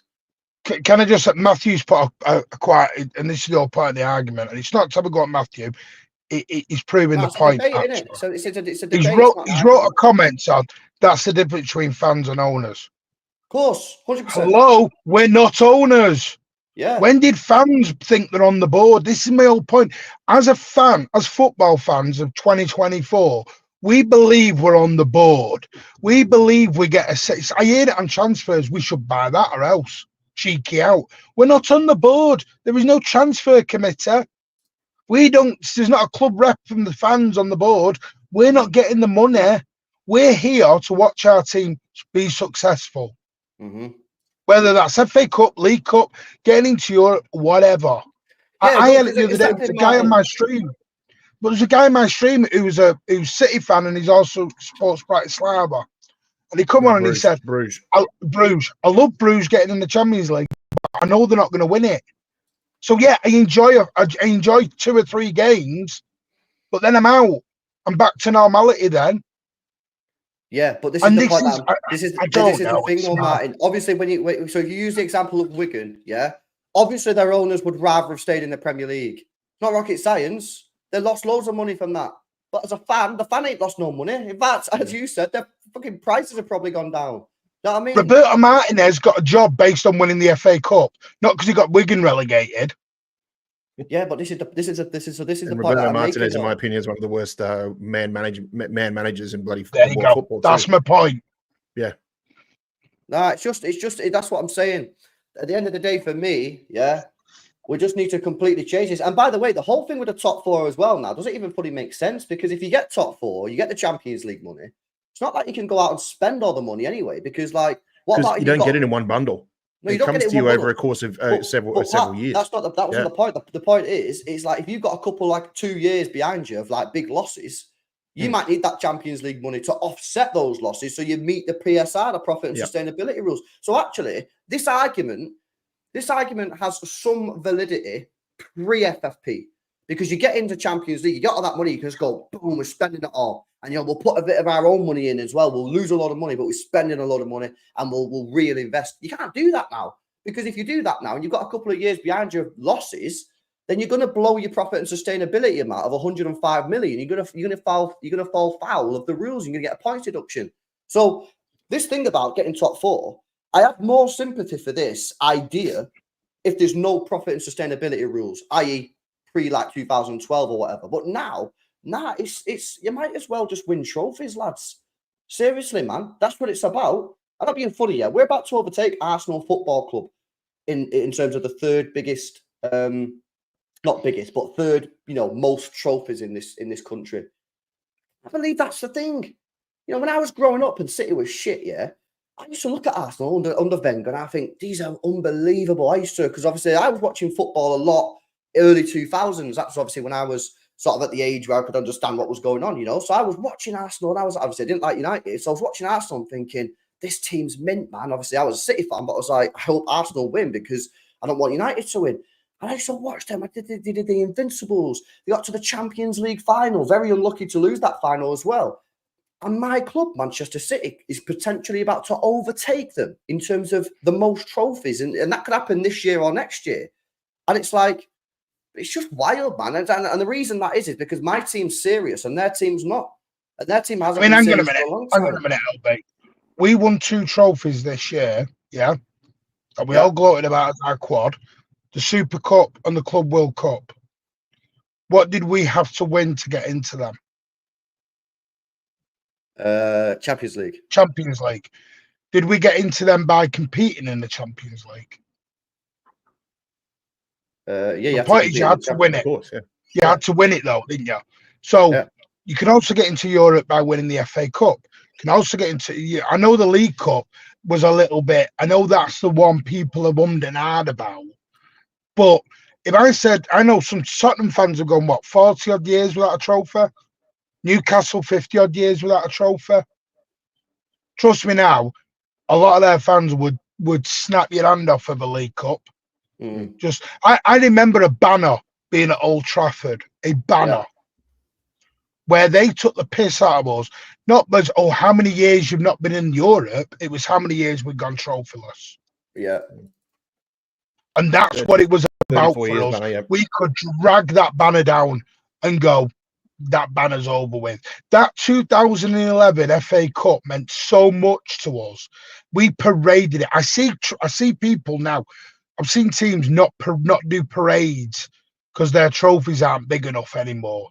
And this is the one thing that I've argued with Liverpool and Arsenal fans about. Yes, Arsenal have competed with City for 2 years. In those 2 years where Arsenal have won diddly squats, what have Liverpool won? Where they haven't been competing for the league fully. They won cups. Yeah, they won haven't cups. They won a Champions League. I'll tell you why. I say United's doing that right now too. No, I tell you, yeah, no, terrible in the bigger competitions, but they're still getting some silverware. Yeah, but I'll tell you why that's happened. Because Klopp's not a mug. And he doesn't believe any of this. Top four is the main thing. No, he's not an idiot. He's a footballing man. Yeah. Now, I get into a lot of debates about Klopp because I have to protect Pep because I think Pep's clear of a manager than Klopp. But I respect him as a man. I respect him as a football manager. And that he is old school.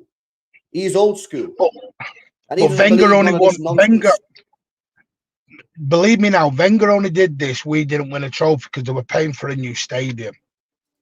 So we got away with it for a long time. But you go back why Wenger was booted out of Arsenal, why the fans started losing it because they weren't competing for anything. What's happened is slowly over these 20 years, because they've got so used to not winning things, they now accept not winning anything. It now has to be the league or top four. But Martin, I've got to pull you up on that. Yes. I've got to pull you up on that. Because, yes, that was the PR narrative that Arsenal put out. We can't spend money because we've got to pay for the stadium. Well, how come the owner didn't put the money in the football club then? The owner could have done that. When did they move into that stadium? 2005? It was after us, yeah, wasn't it? something like that, yeah. It was 2005, 2006, something like that. LB, you talked to Lee Gunner quite a bit. I'm sure I've heard him say on a few shows that he said that, the excuse was, we're paying for the stadium, but he said he doesn't believe that's true. He doesn't believe it's true. That was bro. That used to be the excuse that was peddled every single time Arsenal had a shit window. That's what they got, and that's why Wenger got so long. Yeah, but my point on that is that was the PR narrative that they put out. If the owner decided that he wanted to back the club with his own money, there was no FFP at that time. They could have moved into a new stadium and still bought players. They just decided not to. They just said, "Oh, sorry, lads, we can't buy any players because we're paying off the stadium debt," and everyone just went, "All right, okay then." But actually, the owner could have just put more money in. There was no FFP back then. So he could have put more money in. And by the way, even now, stadium investment, doesn't count towards your profit and sustainability. So if City decided tomorrow they wanted to do this £300 million stadium expansion, this doesn't go on the profit and sustainability because your infrastructure, women's football, academy football, none of that goes on your PSR because it's like good for the game. So that's all a load of nonsense. That's PR. Does that also include stadium sponsorship? So, like, let's say tomorrow another company comes in and says, "Oh, Etihad? How much are you paying City per year to call it the Etihad Stadium?" And they'll say, "Oh, we're giving them £25 million a year or something like that." And this other company comes in and says, "Well, we want to do it for $50 million a year." Does that contribute to PSR? Or is that similar to that's stadium? revenue. That's revenue. It's expenditure. Revenue, It's expenditure. That's what Everton tried to use in their case. If you remember, they tried to use the contractors with more money because I don't think all of it does. There is some. You get a percentage you're allowed on your stadium because Everton's is weird because punished a little bit. They got on like some sort of weird loan that they said we should. Well, they were paying. They said the contractors' costs went up. Yeah, And I'm sure the rules of every ground is different too, because like you've got Spurs, for example, who own their ground and they're still paying that off. But then you've also got City, who basically got like a 250-year lease on the council for our ground. Hang on, Pat, just on that. I was on a stream yesterday with, is it Henry, Tottenham fan? Yeah. Henry, right, yeah. He made a really good point that shocked me. Outside Tottenham Hotspur Stadium, they've just put up all stickers, NFL, Tottenham, and there was something else. He said the NFL badge is bigger than the Tottenham Hotspur badge. They're advertising the NFL more outside the stadium than they are Tottenham itself. See, I told you, man. See, I used to joke whenever we used to do previews before Spurs. I said we're going to Tottenham away, the biggest NFL ground in the Premier League. Well, Tottenham nobody's seen it at City. LB, no one's seen it at City. Everyone thinks our hotel is being built for Manchester City Football Club. They all think, oh, this is not. It's not. It's all to do with Co-op Live. I've said this 1,000 times. That hotel is incorporating Co-op Live as well. Mm-hmm. This is all a big project at Manchester City. What they're going to do is get a ticket for Rihanna, get a ticket for City, and get into an hotel. Sounds like a good. They're not stupid. Yeah. I mean, it probably does, but it's going to cost you. It's going to cost you an arm and a leg. I mean, it's like we're doing these, which, by the way, Pat is going to do. I'm going to get you to do it as well because I want to film it. We're going to do the roof walk over the Etihad when that gets going. So look out for that, ladies and gentlemen. LB doing the roof walk at the Etihad. I think City might try and cut me rope. At least give me a couple of days of recovery from jet lag before I do it. God's sake. Just don't organise it after a really bad transfer window. You know, we were cooking the club. What a terrible chat! They'll probably try and snap me. Guilty of all? No, organise it as soon as we're found guilty of all 115 charges. Yeah. No, and with no ropes, please. Yeah, I know. That's what I'm saying. Big up to Danny, by the way. It says big up LB. And Mancunian way, link up, love all detailed URL. Big up, bro. Thank you for the super chat, guys. Make sure you are smashing up the like. 1 like equals 1 nail in the Premier League coffin. Make sure you subscribe to the channel as well, and make sure you guys are subscribed to the Mancunian way, guys. But yeah, listen, this is a madness, guys. Yeah, this is a madness. This is Premier League being shown up. They've been embarrassed tonight. Embarrassed. It's like a match reaction, isn't it? It's like a match reaction. It's absolutely shambolic. I just think the Premier League are in for a very, very rough year. A very, very rough year. And as fans, you know what it is to me? I just want us to be football fans again. None of us became football fans to learn accountancy and learn money and learn about a board. I joked around weeks ago. I've now got to know who the tea lady is at Manchester City. 20 years ago, I didn't give a shit who the tea lady was. I've now got to know what she gets, her wages and everything. I don't care. I go to support Manchester City. I don't care what prize money we get at the end. Doesn't bother me because none of it comes in Martin Horsfield's bank account at the end of the day. I give the club money. None of them give me the money. So I'm not bothered. Yeah, what they get on with is great. But you know, LB's not going to run to the stadium and if he goes, oh, it's brilliant, we got in the Champions League, we're getting 300 million. LB's not getting a 2% cut of it. This is why I kind of like when people talk about the money in the game and like fees and all that shit.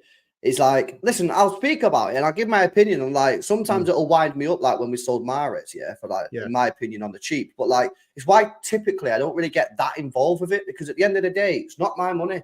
It's like when we pay some money for someone, it's like, I don't care, lads. It's not my money. Like, but the question becomes is like, when and why or how did the game become so white collar? It should always be about. It should always be blue collar. It should always be working class. It's it was never like this. Pre-match with your mates. Getting up in the morning, having a scran, going having a few pints, and going to the game, and then just hanging out, doing whatever. Never like this. Spending week in, week out with the person sitting next to you at the ground who. You've only known that they've sat next to you for 20 years, but you still only know their first name. Just little things like that. That just seems to have disappeared a bit. That whole blue collar culture in terms of the game. We're all worried about stats and figures and KPIs and Excel spreadsheets and all this other shit. That's because they're trying to convince you, Pat, that that's important because no one wins trophies anymore. So what they do is because that's what it used to be back in the day. All the big clubs used to go for the trophies, they used to win the trophies, and that was the generator success. And then owners come in, it didn't actually be bothered about because they seen it as a cash cow. They weren't asked about it. And now you've got fans out here celebrating net spend, like celebrating selling players. I see on Twitter fans of like middle level teams in the Premier League or lower level teams in the Premier League celebrating selling players, selling the best players. Do you know what's more? No, do you know what's more embarrassing? In that bracket when we sold João Cancelo. So yeah. Do you know what's more embarrassing? Do you know, me like LB was. Did you see that tweet when Cancelo got sold? Thought LB was doing the moonwalk. But anyway, no. In all seriousness, do you know what really pisses me off? And listen, he's very good at what he says. And I'm sorry, LB, I'm going to name him. Got people like Goldbridge who do videos weekly. City are ruining football. They're dominating. They're winning all these leagues. Give somebody else a chance. Was you saying this 20 years ago? No, or you know, was you saying this when United were dominating? Were Liverpool fans? Was Hussam saying it in the 60s when Liverpool were dominating? Martin, check this. Yeah, this is actually mad because an hour ago, look at this. The chairman, Steve Parish. We didn't have any interest in Eberici Eze. We didn't have the interest I thought we'd have. I was astounded. I'm reading this. I'm like, bro, did you want to sell him? Did you want to sell this? Why are you astounded? Why are you coming out? Why are you not coming out saying we're super happy we didn't sell Eberici Eze? We managed to secure him for another year. Why are you coming out here saying we didn't have any interest that we thought we would have? I was astounded. That to me just sounds like he actually wants to sell the guy. Yeah, he said it about Gay. He said about Gay, he said he actually thought we'd have sold him. Yeah, you know why? Because if you sold him, boom, quid's in. No, but he's saying if you're saying that about not selling Gay here, then why did they keep increasing the price every time Newcastle came back and showed interest? Oh, that was because Newcastle had pissed them off the way they tried to get Dougie Freeman. There was a lot of there was a lot of issues behind the Dougie Freeman. This is what I'm saying, Martin. Like these clubs, and some of the fans of these clubs, they're actively celebrating selling players because it's all straight profit, lads. You're selling your best players. But that is where Neville was right. That's where Neville was right. PSR was never brought in to sell the academy out the door. Wasn't doing that. No. I don't care. They should have thought about that before they brought the rules in. Yeah, true. But that wasn't the game. The trouble is PSR was at the start. I will give them the benefit. I think it was brought in to stop a Leeds, a Portsmouth, a Bolton, was it bollocks? A Bury. No, I think it was at the very beginning. No, the original FFP. I think very quickly it got changed. All these chief execs got together and said, we can spin this into our favour here. Watch it. I think that's what happened. The original one may have been dubbed like that, and I think it was because now that's what I mean. The very original one. The very original first draft. Yeah. The first draft, but then as soon as basically they started getting interest in it, they could spin it into their own stuff. That's what that letter's about, Martin. Like that first paragraph of that letter from Arsenal saying the rules are not strict enough. They did it on us. Go back to when and I'm going back years. We very, very first got done. You know, under Pellegrini, when we got that banned. Yeah, and then 12 months later we got some of that money back because if you remember, they kept moving the goalposts because City thought they were clear at that point. City had been told, "You're clear, don't worry." And then I think Steph even talks about it. Correct me if I'm wrong, but I'm sure something got moved. There was a rule change somewhere, and then City had failed it, which is why we appealed it. And like Pat said, we ended up with some money back because this is what they're doing when they feel as though that rule is not doing what it was meant to do in their eyes. We'll change the wording of it. ATP was not a thing 5 years ago. ATP was brought in to kill Newcastle from the get-go. ATP was done. We want to kill Newcastle. They are not going anywhere because they knew they could go to Saudi and loan a Benzema or loan a Neves or whatever it was. They thought they could do it. And they said, no, we're stopping that at the source. Because they didn't like our Etihad deal. I hear it from Arsenal fans. You know, you are Saudi-backed, oil-backed. They don't realise what frigging stadium they're sat in. They're sat in the Emirates. That's from that area. What's on the shirt? It's because we've got this, It doesn't suit the narrative. I'm sorry, it doesn't suit the narrative. They've had their noses pushed out. They're scared of being left behind. United are in 400, God knows how much debt, £800 million debt. We used to sing Ocean Finance on the phone. United get a £40 million payoff from COVID. Nothing's ever said about it. United can just keep doing what they were doing. Nothing was said about it. This is an interesting comment. And by the way, how many FFP breaches have United had? One. How many have we had yet, or at all? None. Never gets talked about. Well, yeah, we had one in 2014 with UEFA, but City said we weren't innocent. City said we were innocent there, and it was an agreed settlement or some shit like that. This is Svira-san. Says FFP was brought in to kill us. APT was brought in to kill Newcastle. What is brought in to kill Yankee ownership? That does nothing. Well, the thing is about the American ownership, bro, is they don't need to do anything because the American owner, well, not all of them, but a lot of the American ownerships, just, you know, the Arsenal ones, the Liverpool one and the United one, they're just there to chill, lad. They're not actually doing anything that's causing anyone any issues in terms of like spending money because they don't want to spend money. Look at Liverpool's season. So there's no rules that you need to bring in regarding America. Remember, regarding the American owners at Liverpool and United, because they're not doing anything that is bad in the sense that we need to put a rule in place to stop it. If at the end of the day, if an owner doesn't want to spend money, an owner doesn't have to spend money. Now, I think they have a responsibility to spend the money because I think if you own a football club, you should be investing. But you can't force someone to invest the money, right? So there's nothing there to bring it in.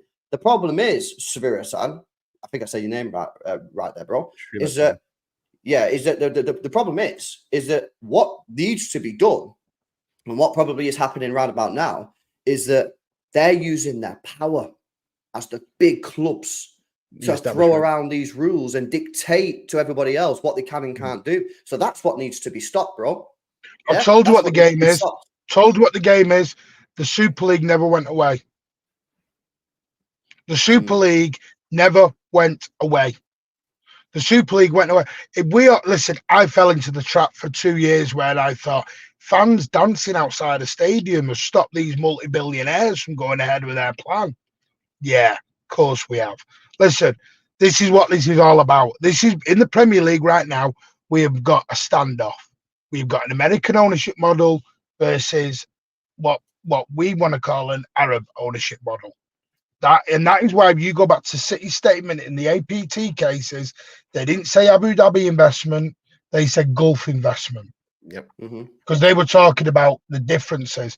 And this is what we're all now. You're suddenly getting masters talking about Premier League games abroad and everything else and coming in. This is where we're going to.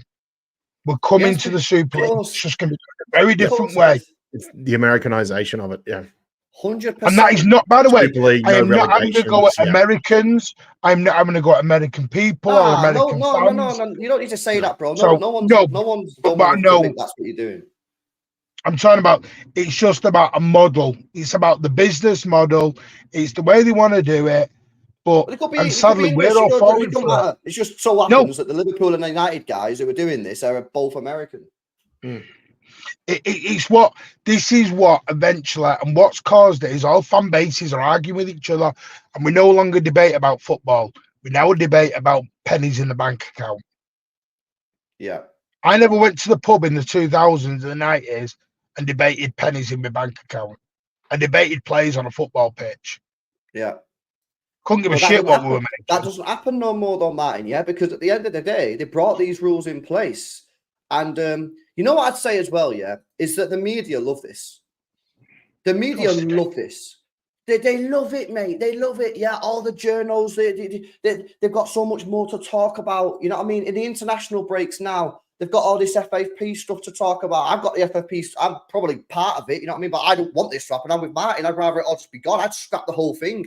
They ain't going to scrap it. They ain't going to scrap FFP. They're not going to scrap it because for them, it generates news. It generates shit that they can talk about. If it was me, I'd just scrap the whole thing and I'd just be sat here, you know, doing random shows with Martin, talking about Etihad, fucking main road days, and he can talk about that. I don't give a shit.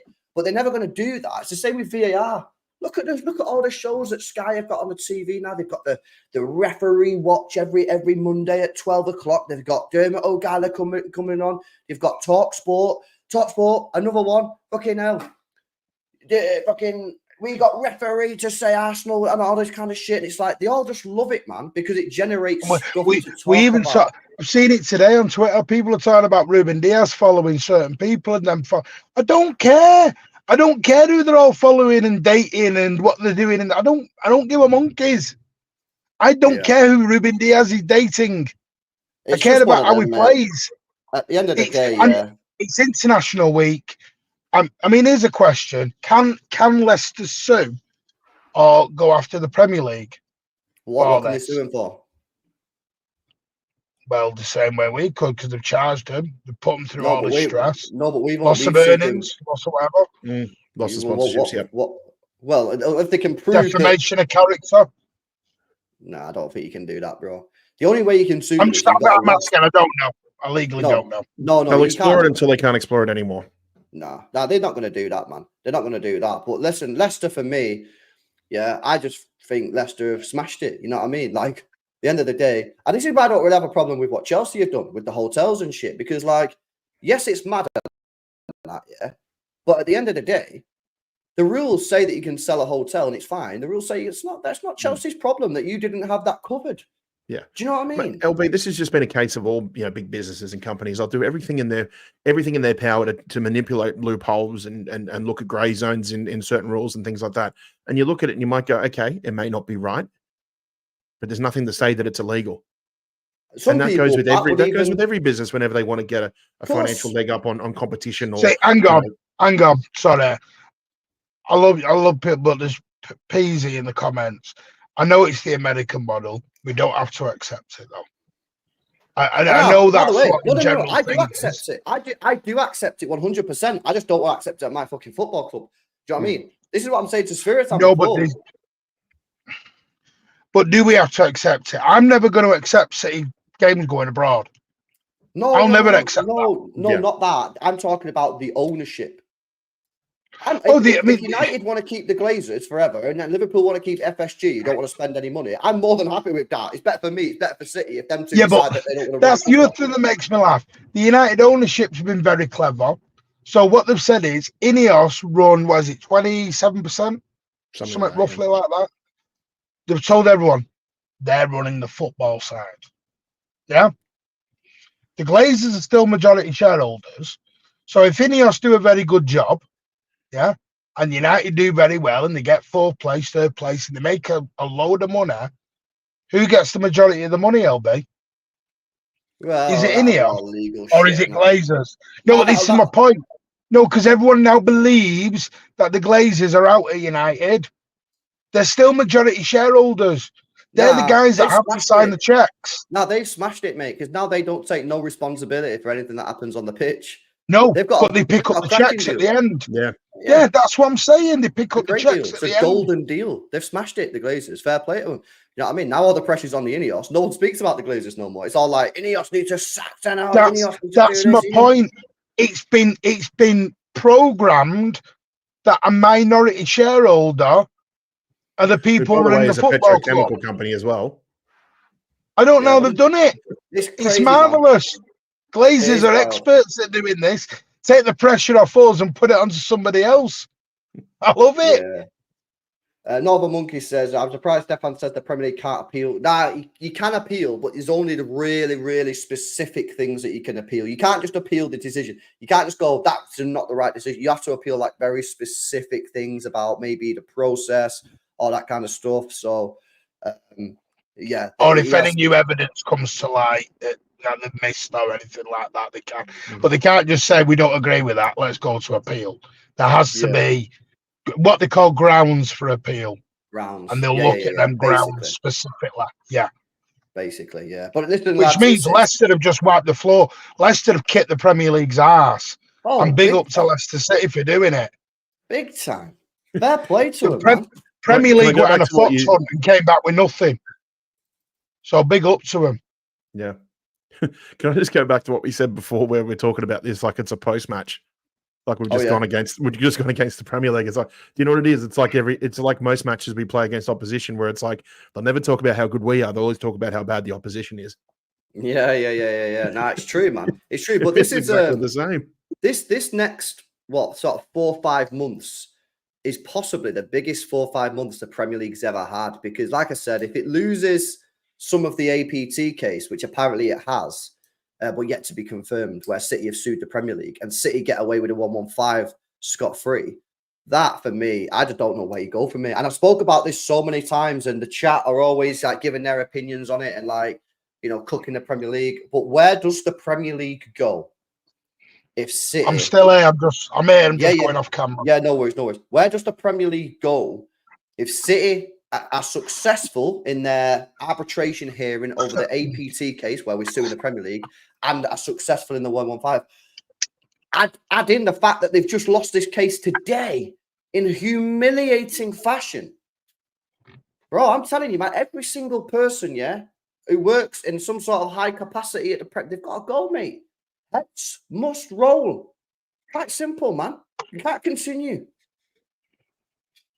I agree with you, mate. And we made some good points about this on your show a few days ago. It's somebody's going to have to take the fall for this, whether it's Masters or people inside the Premier League, or, you know, as we some of us maybe are willing to point the finger. It could even be other rival clubs. So yeah, somebody's going to have to answer for what's happened here, because, as you said, this is one of the biggest things in English sport, basically. You know, since sport was started here, 200 years ago. So we'll have to wait and see what happens. But if they think that this is just going to be like a handshake and bygones be bygones, like we kind of did with UEFA, no way. Sorely mistaken. No, well, I can tell you now, and I'm not sure Craig's ever told you this. The relationship between the Premier League and City is at an all-time low. I got told that a while back. It's an all-time low. That's obvious, though, isn't it? Bloody hell. They're not even. City will fight this, and listen, City will comply when they get into the hearing. City don't trust the Premier League. They don't fully trust the people there, because the ATP case, or the APT, sorry, I keep saying ATP, sorry, I keep thinking it's a golf tournament, but you look, that was leaked out by, is it Harris, who's got connections up at Arsenal. This is why City have gone very clever with the media. They don't trust the media anymore, because they know this is almost. Of course they don't. And they're spot on. They're not playing this game anymore. And this is why Pep does things like, "Oh, this player could be part of my plans," and he's in the back door arranging to go out the door. Pep knows he's not in his plans. He's just going to tell the media what he wants. He'll chuck them a bone every now and again.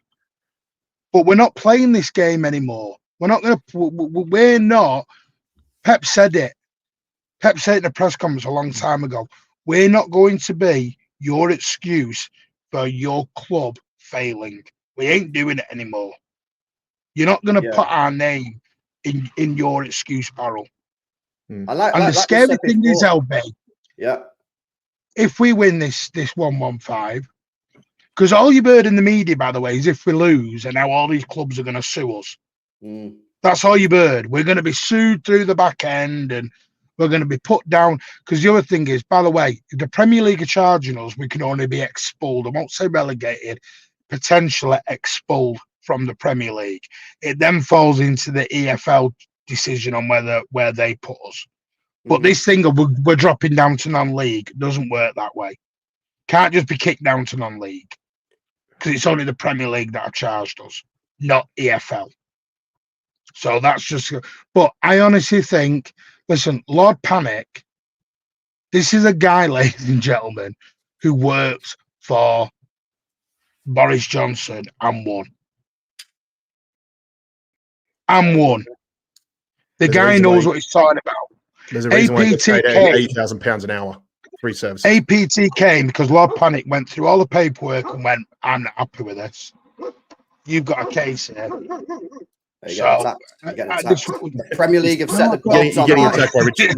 Is that Richard's? Send the dogs on there, dogs, Martin. Is that Richard's dogs? Send the dogs. Nah, but the thing is, for me, this whole thing about the relationship being at an all-time low, that's obvious, bro. You know what I mean? You don't need to be a rocket scientist to know that, Martin. Like, they're trying to kick us out of the league, lad. Do you know what I mean? They're trying to question 10 years worth of accounts. They're alleging of fraud. Do you know what I mean? Of course, it's at an all-time low. You know, they're not going to be good mates, are they? You're not really going to be. They're going to sit. You're going to be fuming at this situation. And like I say, for me, I'm just like, if we do get found like not guilty on this or whatever, I just look at this and go, what is City going to do after this? Because there's not a chance they're just going to fucking say, all right, lads, let's move on. I imagine the first home game when we get cleared. Bro, no, listen to this, Pat. Yeah, I think Khaldoon will unleash hell. I genuinely do, mate. I think he's going to, if we get found not guilty, well, if we get found guilty, he might just do it anyway. I think he's going to go in big time. Big time. Because we've said this before. We've said it so many times. City can't just sit there and go, all right, lads, nice one for that. We'll prove we're innocent. Let's move on. There's no more Mr. Nice Guy. We've done it for 15 years. It's not going to happen anymore. They've not just accused you of, sorry, lads, we think you've breached a rule by spending a couple mil more than you have. We might have to do. They are attacking the very core of everything it stands for. You know what I mean? They're saying you're a liar. They're saying you're a fraudster, committed fraud, bro. That's what they're literally saying. Like over a decade. And saying all this shit. Now, it might be true. Who knows? I've never once said we're innocent. Never once. I'll never say that because I don't know. I need to see the evidence before I say something. Yeah? But if City get found not guilty, I think Khaldoon will go in. And if City get found not guilty, LB and Hussam are going to do a one-on-one space and Hussam's just going to be quiet for 6 hours. LB's going on a terrace with both barrels. It is crazy. Big up to you guys in the chat, by the way, man. Big up. Make sure you are smashing a like. Top Boy Junior says, as a Newcastle fan, I've always had a belief City are innocent. Just a narrative against you from the media and pundits. City are what United used to be. They don't like it. Well, here's the thing, Top Boy, yeah? Big up, man. I've never said we're innocent. I've never said we're guilty. I don't know. I'm going to wait and see what happens, bro. And I'll read the decision and then I'll form my decision from here. But I'm interested to know that from you because this isn't a City fan saying this. Just a narrative against you from the media and pundits. I was literally speaking about this the other day, Top Boy, yeah? How all the media and all the pundits, how many times have you ever heard them talk about what happens if City are innocent? What happens to the Premier League? What does City do? How many times has Gary Neville? How many times has Jamie Carragher? How many times has TalkSport? Anyone in the media gone, right, we spoke to death about what happens if City are guilty. What actually happens if City get found not guilty here? What's City's defence? What do we know about what City is saying? Do we have any evidence of what City is saying? Is there anything that we can say here to back up City's point? Never, ever, ever do you hear any of the media talk about that. It's always the easy option. And what's the easy option? What sells? What clicks? City are guilty. Kick them out of the league. That's why everyone does videos. And then how are they going to react if yeah, and how are they going to react if City are found innocent too? It'll be a sad day for football, or you know, you swear if I'd turn off all media for 6 months and then came back the day that if we're found innocent, turn on TalkSport and that, you think the Queen had died again? All the media would just be in mourning, 3 days of mourning and that sort of thing. Yeah. And it just and you go back to like articles that like that half-wit Miguel Delaney put about with the APT as well, where he said the headline was it's an attack. The City suing the Premier League is an attack on the fabric of football. No, so mate, you're a disgrace to the fabric of journalism. So don't. A good point that is, Pat. Yeah, City literally. Because this is what they do. They over sensationalize everything. What all City did there, when City decided to sue the Premier League, was go, all right, Premier League, you got these rules in the rule book. We don't think they're lawful. We don't think they're compatible with UK law. We're going to challenge you on this, and we're going to take it to an arbitration, and we'll let an independent panel with independent solicitors on that decide whether or not your rules are legal or not, are lawful. If they're lawful, no problemo. We'll go with it because it's lawful. Nothing we can do. If they're not lawful, then because they're not lawful, we think you should take them out. Oh my God. Next thing, what happened next, mate? Oh, the whole of football is going to fucking be destroyed. Manchester City are challenging the fabric of football. The Premier League is going to be finished. Oh my God. Anyone have thought someone had died the way they were going on about it? Absolutely pathetic. But again. Oh, hang on. LB got breaking news in the chat. What do you mean we've got breaking news? Somebody said we're going to get done for betting allegations next. It's all coming out. There's an ITK man in the know. Bro, Aren't we owned by fucking Muslim? We're owned by a Muslim. What are you talking about? They're making shit up now as they go Fucking along. haram, mate. What are you talking about, mate? Yeah, that's haram. Yeah. What are you chatting? Waffling, man.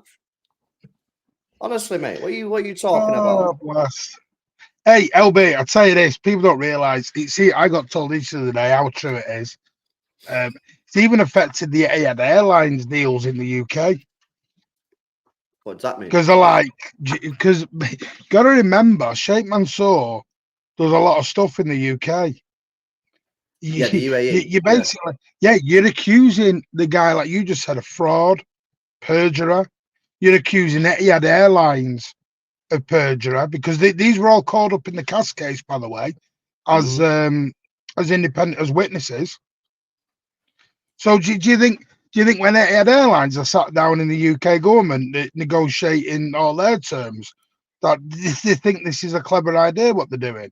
This is, Stefan's always said, this is a lot bigger than just, oh, you're being charged with putting your books up a little bit. This is massive. This is fraud, perjurer. You are accusing somebody of so much power and so much. You're accused, and I don't mean power as in, well, you shouldn't. If he's done something wrong, he's done something wrong. The point is, you have made massive allegations against these people. Massive allegations. Look, people still think this is to do with spending too much money on a transfer. Yeah, people don't realize how big this is. Nah, absolutely though. That's because people don't read. And like, listen, do I expect them to read? Well, I don't know, man. Because why would you read? Like, well, they should. If they're doing videos on it, they should be doing. Well, yeah, but that's I'm talking about the average Joe, right? I'm talking about the average Joe who wakes up, goes work 9 to 5, listens to Talk Sport all day, comes home, goes pub with his mates. Yeah, he's listening to the media. He's getting his information from his media. And yes, this person should be more aware that they're being fed a narrative and a PR. But at the same time, I have some sympathy with him because you should be getting told the truth. You should be getting told the balanced truth. But let's be honest, if Talk Sport do a segment for an hour on why City might not be guilty and what happens if City are not guilty, no one's going to listen to it because no one cares. So they just tell the story that sells, the story that gets the clicks and the listens and the views. That goes into the listener. The listener just listens to it, takes it on at face value and goes, well, Simon Jordan's saying all this, so it must be true. Yeah. And all of a sudden, everyone's going, you've defo done it. And then you actually ask them, what have we been charged with, pal? And they have no idea because they've got no substance to it. Do you know what I mean? Or it'll be what they do is to try and sugarcoat the innocent side of the story. Is they'll get someone like Stefan Borson in who is well versed in what's happening, and obviously his history with working in cities, working amongst Manchester City and that for several years and that. And what they'll do is they'll just keep trying to get him with hardball questions, and sometimes questions that are completely unassociated to either what he does, what he knows, or that nobody really knows unless you're part of that independent panel or deep within Manchester City right now.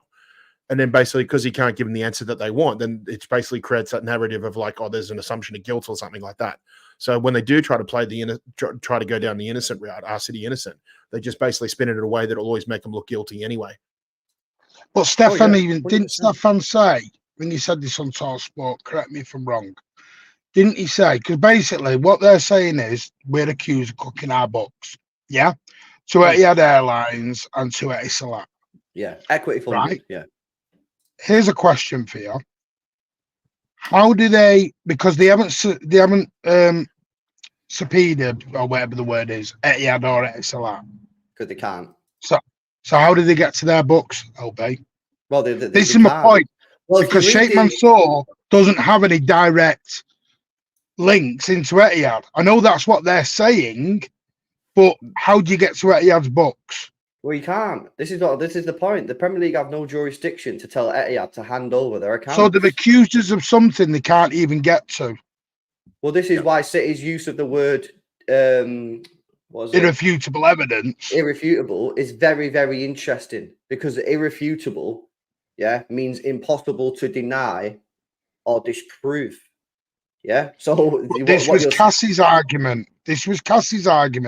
And the wording was there is no proof that Etisalat or Etihad Airlines inflated any kind of sponsorship, and they said that it's in cast. This is what I don't understand, how nobody has ever said this, because they've not read it.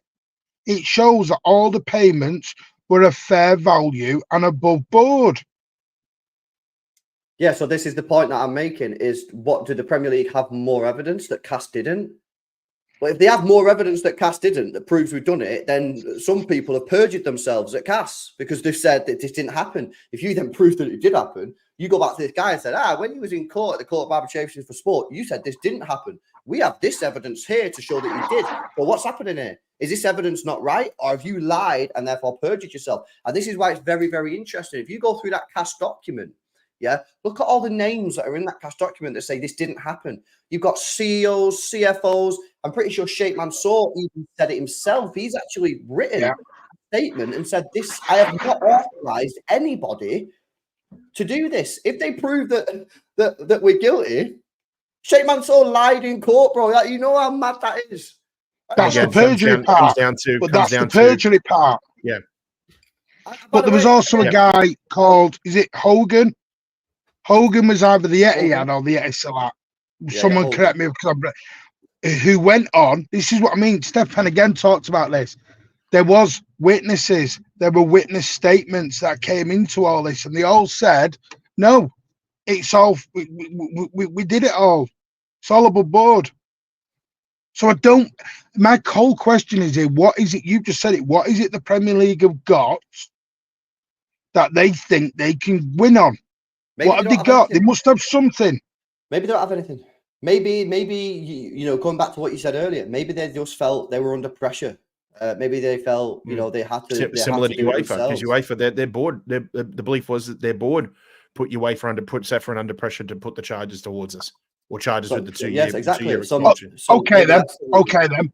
Just come back on that then. Where's the Premier League due diligence board been for the last 10 years then? Because every time you approve a deal, so for example, we've had all these sponsorship deals down the lines have all been approved. They will all have been through the Premier League. They will all already have to have been looked at by the Premier League's due diligence board. Yeah. Are we saying then that the Premier League have failed? No. Because but they don't check where, they don't do an audit check on where the money's come from. They could sign off a sponsorship and say, yeah, that looks fine. Yeah. But then they don't say, right, we need to see the bank transfers to make sure that the money's coming from that. That they don't go that deep. This is the point. This is what the Premier League have to prove. They have to prove that money that came from Etihad wasn't Etihad's money. So how are you going to prove that? How are you going to prove that the money that we got from Etihad wasn't actually Etihad's money? Sheikh Mansour's just put it into Etihad, yeah, and then Etihad have just forwarded it on. How are you going to prove that? You got bank transfer. Are you going to get banks? You got bank statements from Etihad. Like the Premier League are going to have bank statements from Etihad. Don't forget, a lot of this involves questioning the actual auditors, like, you know, Deloitte, KPMG. This is what I'm saying. If it's really that bad, then they're going to be under the microscope as well. Exactly. I made a statement last year. I said, this is like the moon landing conspiracy at the minute. Do you know how many people have got to be involved in this conspiracy? In this whole big white one. You're talking thousands of people have got to be involved in this. He's saying it's criminal. It's criminal activity, bro. You're saying Etisalat's rep or chairman, whoever it was, Etihad's chairman, Sheikh Mansour, Khaldoon Al-Mubarak, all committed perjury in a court. My thing as well. This is what you're saying. No, I agree. My thing as well, right? If City were really doing this, would they really just be sending emails on their own emails? Or man, you're not thinking of that. I'm not being funny about it, because obviously we've got to understand the gravity of the situation, right? They're committing fraud. I'm not being funny, yeah. If it was me, if I worked for City and I was asked to commit this fraud and organise this fraud, don't know about you lads, I probably wouldn't be sending emails on my work email. I'd probably get a burner phone, ring my mate in Abu Dhabi to get him to get a burner phone and organise it that way. All right. LB, with that sort of money, you'd be flying there and having one-on-one discussions. Yeah, bro, I wouldn't be sending emails off my Man City email account, would I? By the way, Craig's just put a comment in. That was my point. The Premier League check all these payments year on year. That's my point. The Premier League have failed in their due diligence somewhere as well. Yes, but they don't Stefan check even said that. Yeah, but bro, they don't check the Etihad money. They don't have the right to check. They don't say to Etihad, right, we need to check your bank So what are they account. auditing? What are they auditing? Well, they can check that the money's coming into the club or whatever, but they can't go to Etihad and say, we need to see all the money coming into your company. Can they? They don't go to TeamViewer at Man United and say, no, but show us all the money going into your to TeamViewer to make sure we know that the owner of TeamViewer is not putting in the money in so you can send it to United. They can't. They don't have the right to just. You could say that about any club then for the rest of your life. Yes, that's true. They can't do that. They don't have the authority to. The Premier League do not have the authority to go. So we could say every club's duping books then, if that's the case. You could, of course, you could.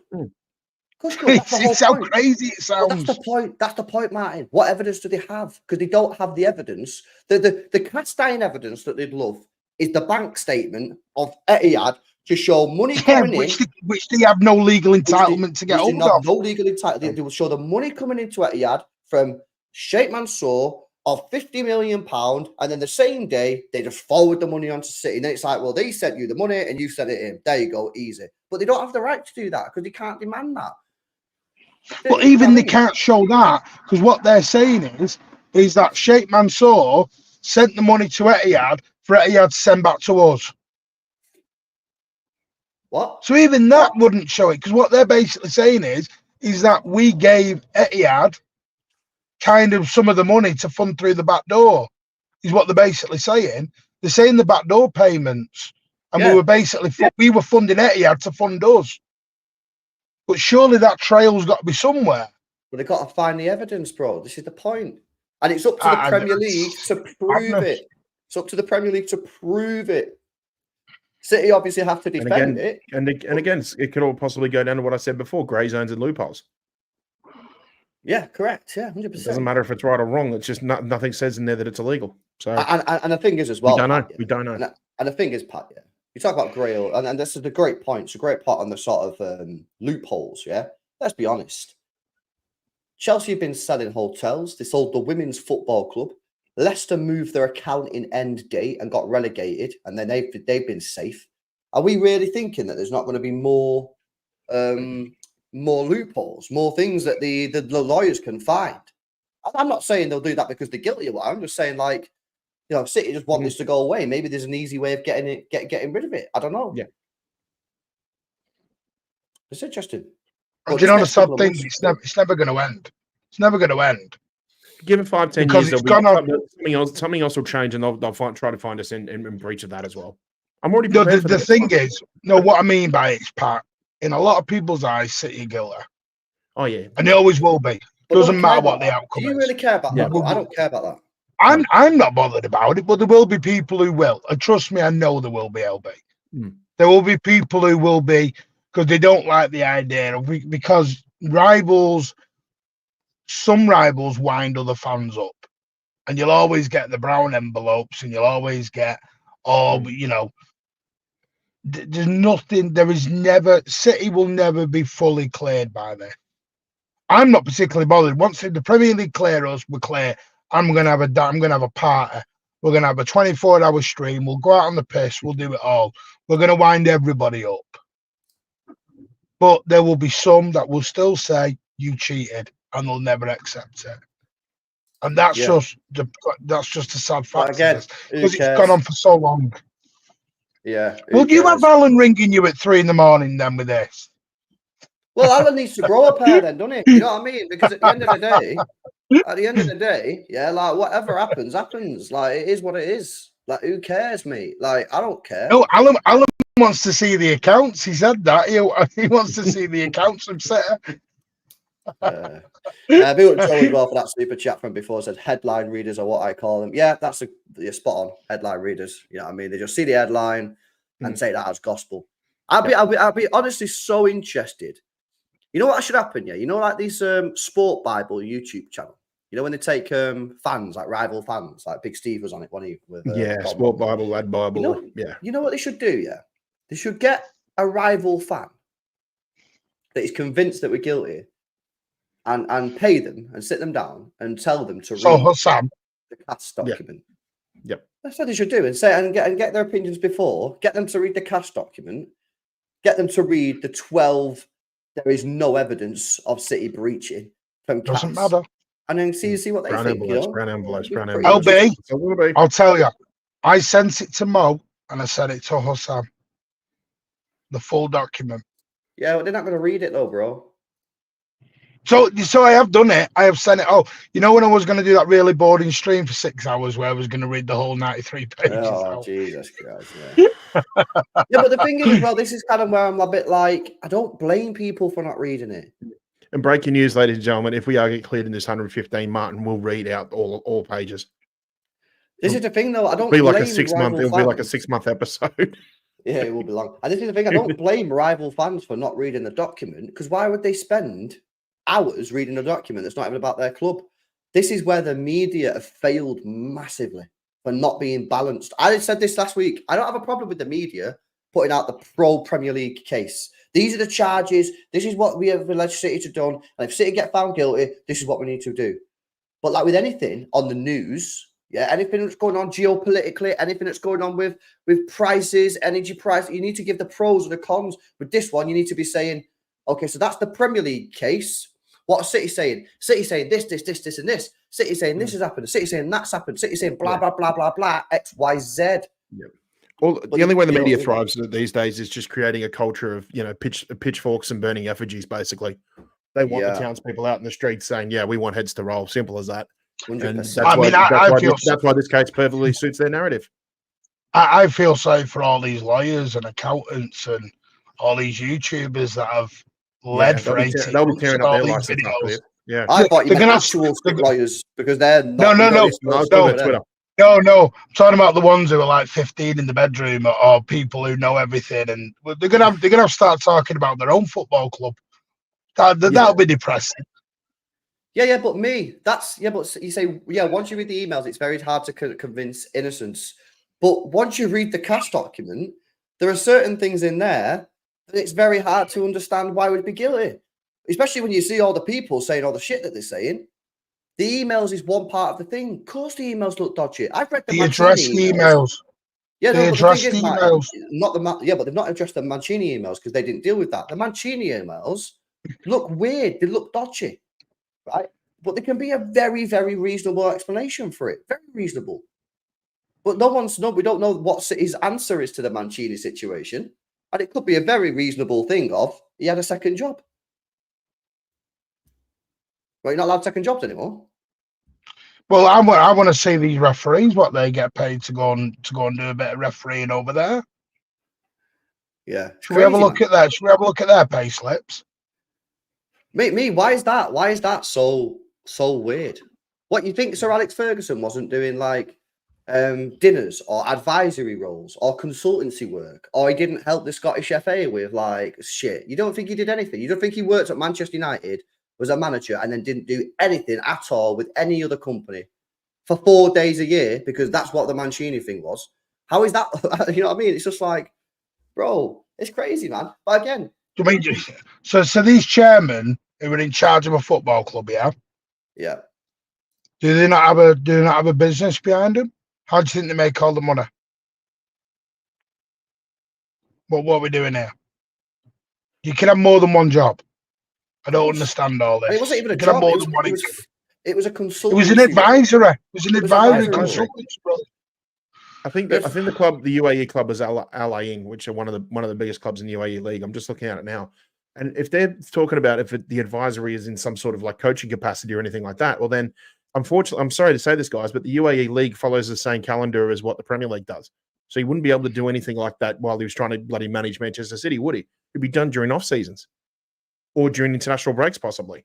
Yeah, but again, like, bro, it's a non-issue. It's a non-issue Exactly. because, like, first of all, Stefan's saying tonight that City could argue that they did provide what they needed to provide because the wording's not clear, which is exactly what Leicester City argued on one of their points. So, yeah, first of all, we might be chilled there. But for me, yeah, but bro, again, this is just a L comment, bro, because Scotland don't have the money that the UAE have. You know what I mean? This is crazy. They would do it if they opened the taps in the North Sea, but they don't, did it? Because of green shit, so they don't do it. Can I just ask him a question? Is Ivan Toney worth 400 grand a week? He's on $1 million a week, isn't he? No, 400. Is it after? I thought it was 400 after tax. I said it was But my on point $1 million. is, There's Ivan no Toney's taxes, not Danny. worth. Are we saying Ivan Toney's worth more money than Erling Haaland a week? Yeah. Well, obviously not. No. You get paid what the person is willing to pay you. Yeah, facts. I don't know why we're doing this. Oh, he shouldn't be paid that. Christ almighty, if anything's shown us in the last 18 months, people get paid whatever they're willing to be paid. Yeah, the Mancini thing. Fair market value falls in that category. Yeah, listen, the Mancini thing for me is completely irrelevant because at the end of the day, like you have to prove, the Premier League have to prove that money, that he got paid from the UAE club was basically just a top-up salary and wasn't actual job. Now, there are stuff in the emails that you need to address, and the City will have to address that. But for me, as far as I'm concerned, all that needs to happen is it's not even us really. It's the other club. The other club in UAE is the one really that's like you're the one that's got the contract with. This is why I'm just kind of like a bit weird. But again, you read the emails, and there are certainly stuff in the emails that City need to address.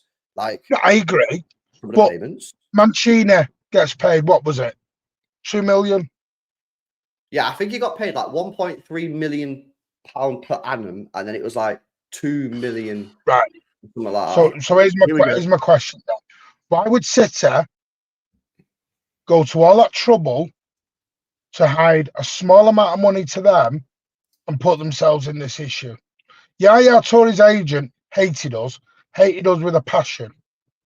Why is he not all over us saying, all these payments to Yaya are garbage? I don't. Nobody. This is what I'm saying. Nobody's saying. Comment. Yeah, this is another fucking good comment. Didn't we lose like 200 million that year? How much money did we lose in 2010? And City are going to mess around with 1.5 million. What is this? City lost 160 million pounds in 2010. So why would they? Why? We're going to try and doctor 1.5 million. Jesus exactly. Christ. Why? Sorry, lads. We've lost 160 million pounds. We really can't lose an extra 1 million. Yeah, but hide that hide the extra million down the back of the sofa, please. What? Yeah. Come on. This is the point. It just makes no sense. I just looked it up. According to Give Me Sport, just what you said about Ivan Toney, if he meets all his bonuses written into his contract, he'll earn 675,000 per week. Good on him. Oh, yeah. He's worth that. No, there's something dodgy going on. It's not worth that. Yeah, man. Like value is what someone's willing to pay. There's no, what I mean. At the end of the day, you'll get that 1.5 million in a fortnight. Heads are gonna have to roll. Sorry. Yeah, that's facts, man. That's 100% facts. But yeah, on this, like, how do we know the emails are even real? City have never even confirmed they're real. Yeah, I mean, they refuse to accept whether they're real or not. They say, don't you start with your conspiracies, lads? Come on. Yeah. No, but obviously, I think they are real, isn't it?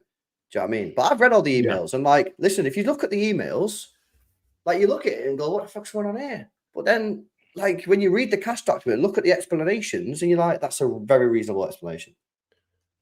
Yeah, I mean, there was never a time when I read that cash document and thought, "Fuck yeah, this is dodgy, boys." You know what I mean? I was like, "Oh, this needs answering," and then City just give an answer, and it was like, "That's a very reasonable answer."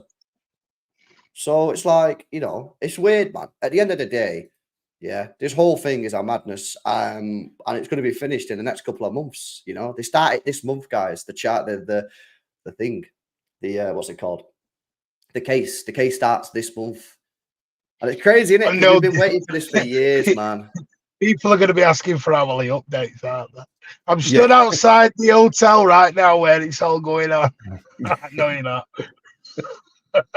Like 24. LB's going to be there with his microphone and his camera and all that. Yeah, exactly. The only thing on this one is that I'm mad. Well, actually, I was going to say the only thing I'd say on this is that it's Manchester City at charge here, not the Mancini. But surely you'd contact Mancini as a witness, wouldn't you? You contact him. Mancini's already said no one's ever contacted him. Yeah, exactly. And he's having his lawyer. Yeah, it was dodgy, innit? So It is insane, man. I found the whole thing mad, but yeah, like we're gonna find out next calendar year, January, February time, March maybe. Like what the outcome on this is, and it's gonna be insane. Someone's getting cooked, yeah. Whether it's our club or the Premier League, one of us is getting cooked. One of us is getting absolutely roasted. Let's be honest with you, yeah, because no one like the time for settlement. That's all done now. Like someone's gonna come out of this now very, very badly. But you know, for me tonight, Leicester City beating the Premier League in their FFP case, humiliating the Premier League. That for me, you got Chelsea selling hotels, loopholes galore. Premier League are unable to do these cases proper. That gives me Oasis tickets going for £1,000. Let's get that investigated. Yeah, I know, dodgy. How are you going with that, man? Dodgy, man. But yeah, I would actually genuinely watch them. I'd be sad. I would be very sad of watching. By the way, I have got 2 Oasis tickets now, so just to stick that in your crotch and I'll deal with it. Cheers, mate. That's one, pal. No, I did, because my son had 4, and he sold me 2 at face value as well, because my son wasn't getting any extra money out of me. How kind. Right. Did you not get tickets, Selby? Sorry, I can do that brag now. Later, you get in prison. You get in prison, and you're getting named and shamed.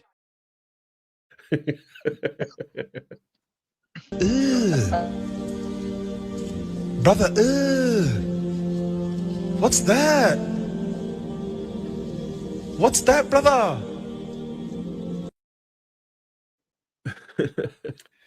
Yeah, right. Anything else, lads, before we wrap it up? Oh, fucking hell, 2.5 hours. Jeez, sorry, lads.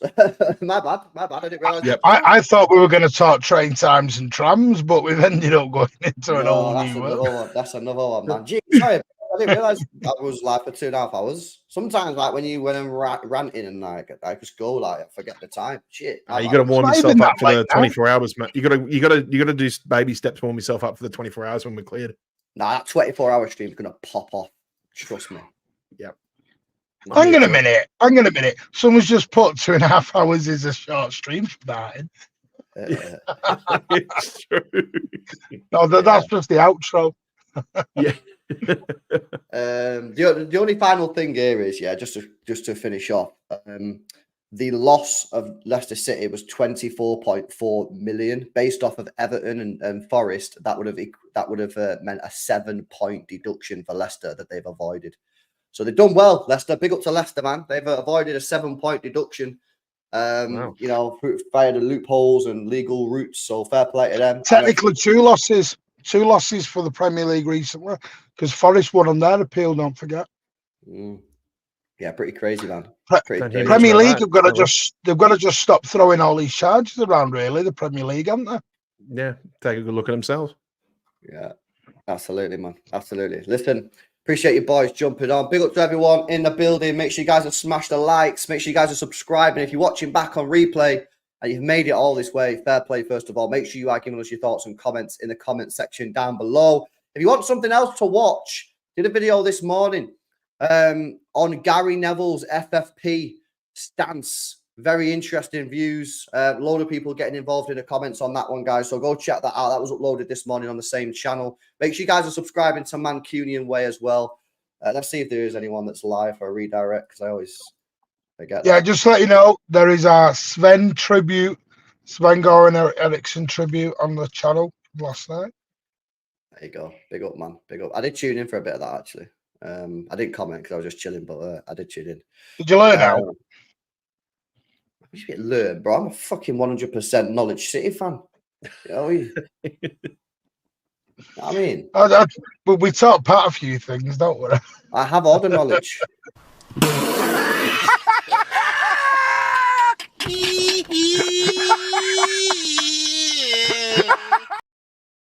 There we go. Right, lads. Appreciate you boys jumping on. Guys, hope you enjoyed the show. Smash a like, subscribe. Maybe more FFP content, because obviously this is the month that the charges start. So if leaks come out on that, then whoa, stop! What's Luke just put in the chat? Don't be calling me out like that, sunshine. Whoa, no. Have you Go not on. seen this video? Have you not seen this video that he did? Yeah, I can do a walk around the Etihad. I'm not doing no running around the Etihad. Why not run around? I'm not I'll saying walk anything. around it. No. I'll walk around it. All right, walk around All it right, then. I've already listen. You walk around it every I've already weekend. challenged. I've I've already challenged all these. When we do that, we're going to do the roof walk. Right, It's I'll happening. watch it. Yeah, I'll do it. I'll live stream it. You're doing it, and Luke, and you. You're all doing it. Roof walk on the Etihad. Yeah, I don't think so. Right, boys, I'm going to tell you Saeed. Saeed's doing something about a stream. Apparently, Ten Hag is being sacked and they want Tuchel. So he's moaning about that. I'll send you over there, guys. Smash a like, subscribe. I'll catch you in the next one. Peace out.